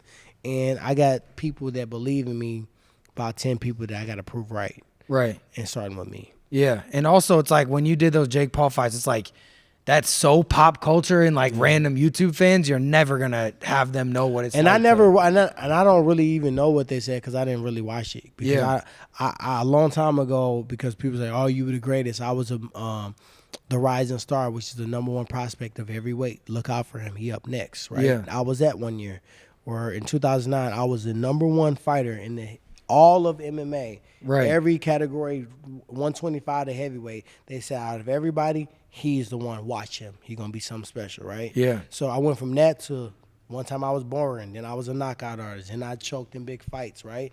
Then, oh, my God, his IQ is high. Then my cardio was bad. Then I had oh, my God, he did everybody will flip a coin and change the shit. The same handle will say something different. So I learned a long time ago to post what I feel, be your own filter, and walk away. I don't read the shit. Yeah. Unless it's my dogs that's commenting, I know what they're doing. Right. I'm appreciating it. Thank you. Commenting back.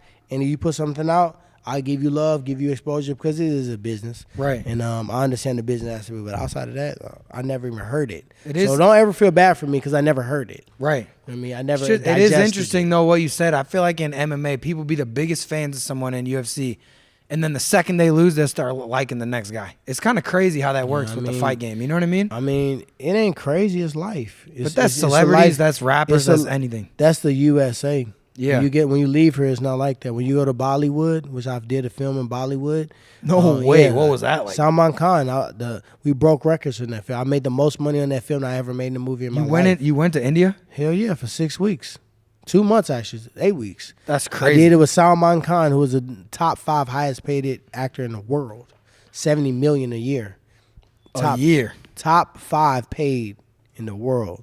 Underneath Seinfeld and God damn. You know what I mean, Downey Jr. type shit. So the experience was great. They love Bollywood as our heaven. These actors are our gods. Yeah. Right? They don't pick 2 and 3 and hate on the rest. They don't pick Beyonce and say fuck Rihanna. They don't pick Denzel Washington and say I don't like fucking Will Smith. They don't pick Robert Downey Jr. and say okay we don't like fucking Clooney. Yeah. They love everybody because they understand what it takes to be there. Right? We don't do that here. What's it like in India? I loved India. I've never been. Like, what's that even like? What cities you go to? The Middle East. I went to Mumbai. They call it Bombay. We call it Mumbai. They call it Bombay. Really? I did there. The Middle East is the same way. They don't hate on each other. The hate that we have, they erase that. They really think about how to become better. They want knowledge. Yeah. They're looking at for culture and knowledge. That's crazy, man. T Wood, you're like I feel like we could talk for 4 more hours and I still That's be why finding we on new here, shit. y'all. So make sure you motherfuckers subscribe. Make sure y'all do what we need to do so we can pay these bills. Real shit, right quick with the realest. And that's what we doing here. We just getting warmed up, you know what I mean? Because I was the original podcaster. Oh yeah. In MMA. Nobody else. The Morning Wood. The Morning Wood show with these nuts. And guess what? I might bring that one back too. But at the end of the day, I took a seat for a while on the podcasting because this shit was hard to schedule. It was hard to batch up, and it was before its time. Right. Now it's caught up. Yeah. But I still got the juice. You got the juice. T Wood, bro. I appreciate you letting me come here. I appreciate you giving us so much time. Like I feel like I have 10,000 more questions now than even when we started, man. You got a lot cooking. Yep. So get it done, man. I guess that's us. We were wrapping up now, but T Wood, thank you, man. We'll do it again. We're about to do it again soon, you know? Thank you, man. God damn, we cooked.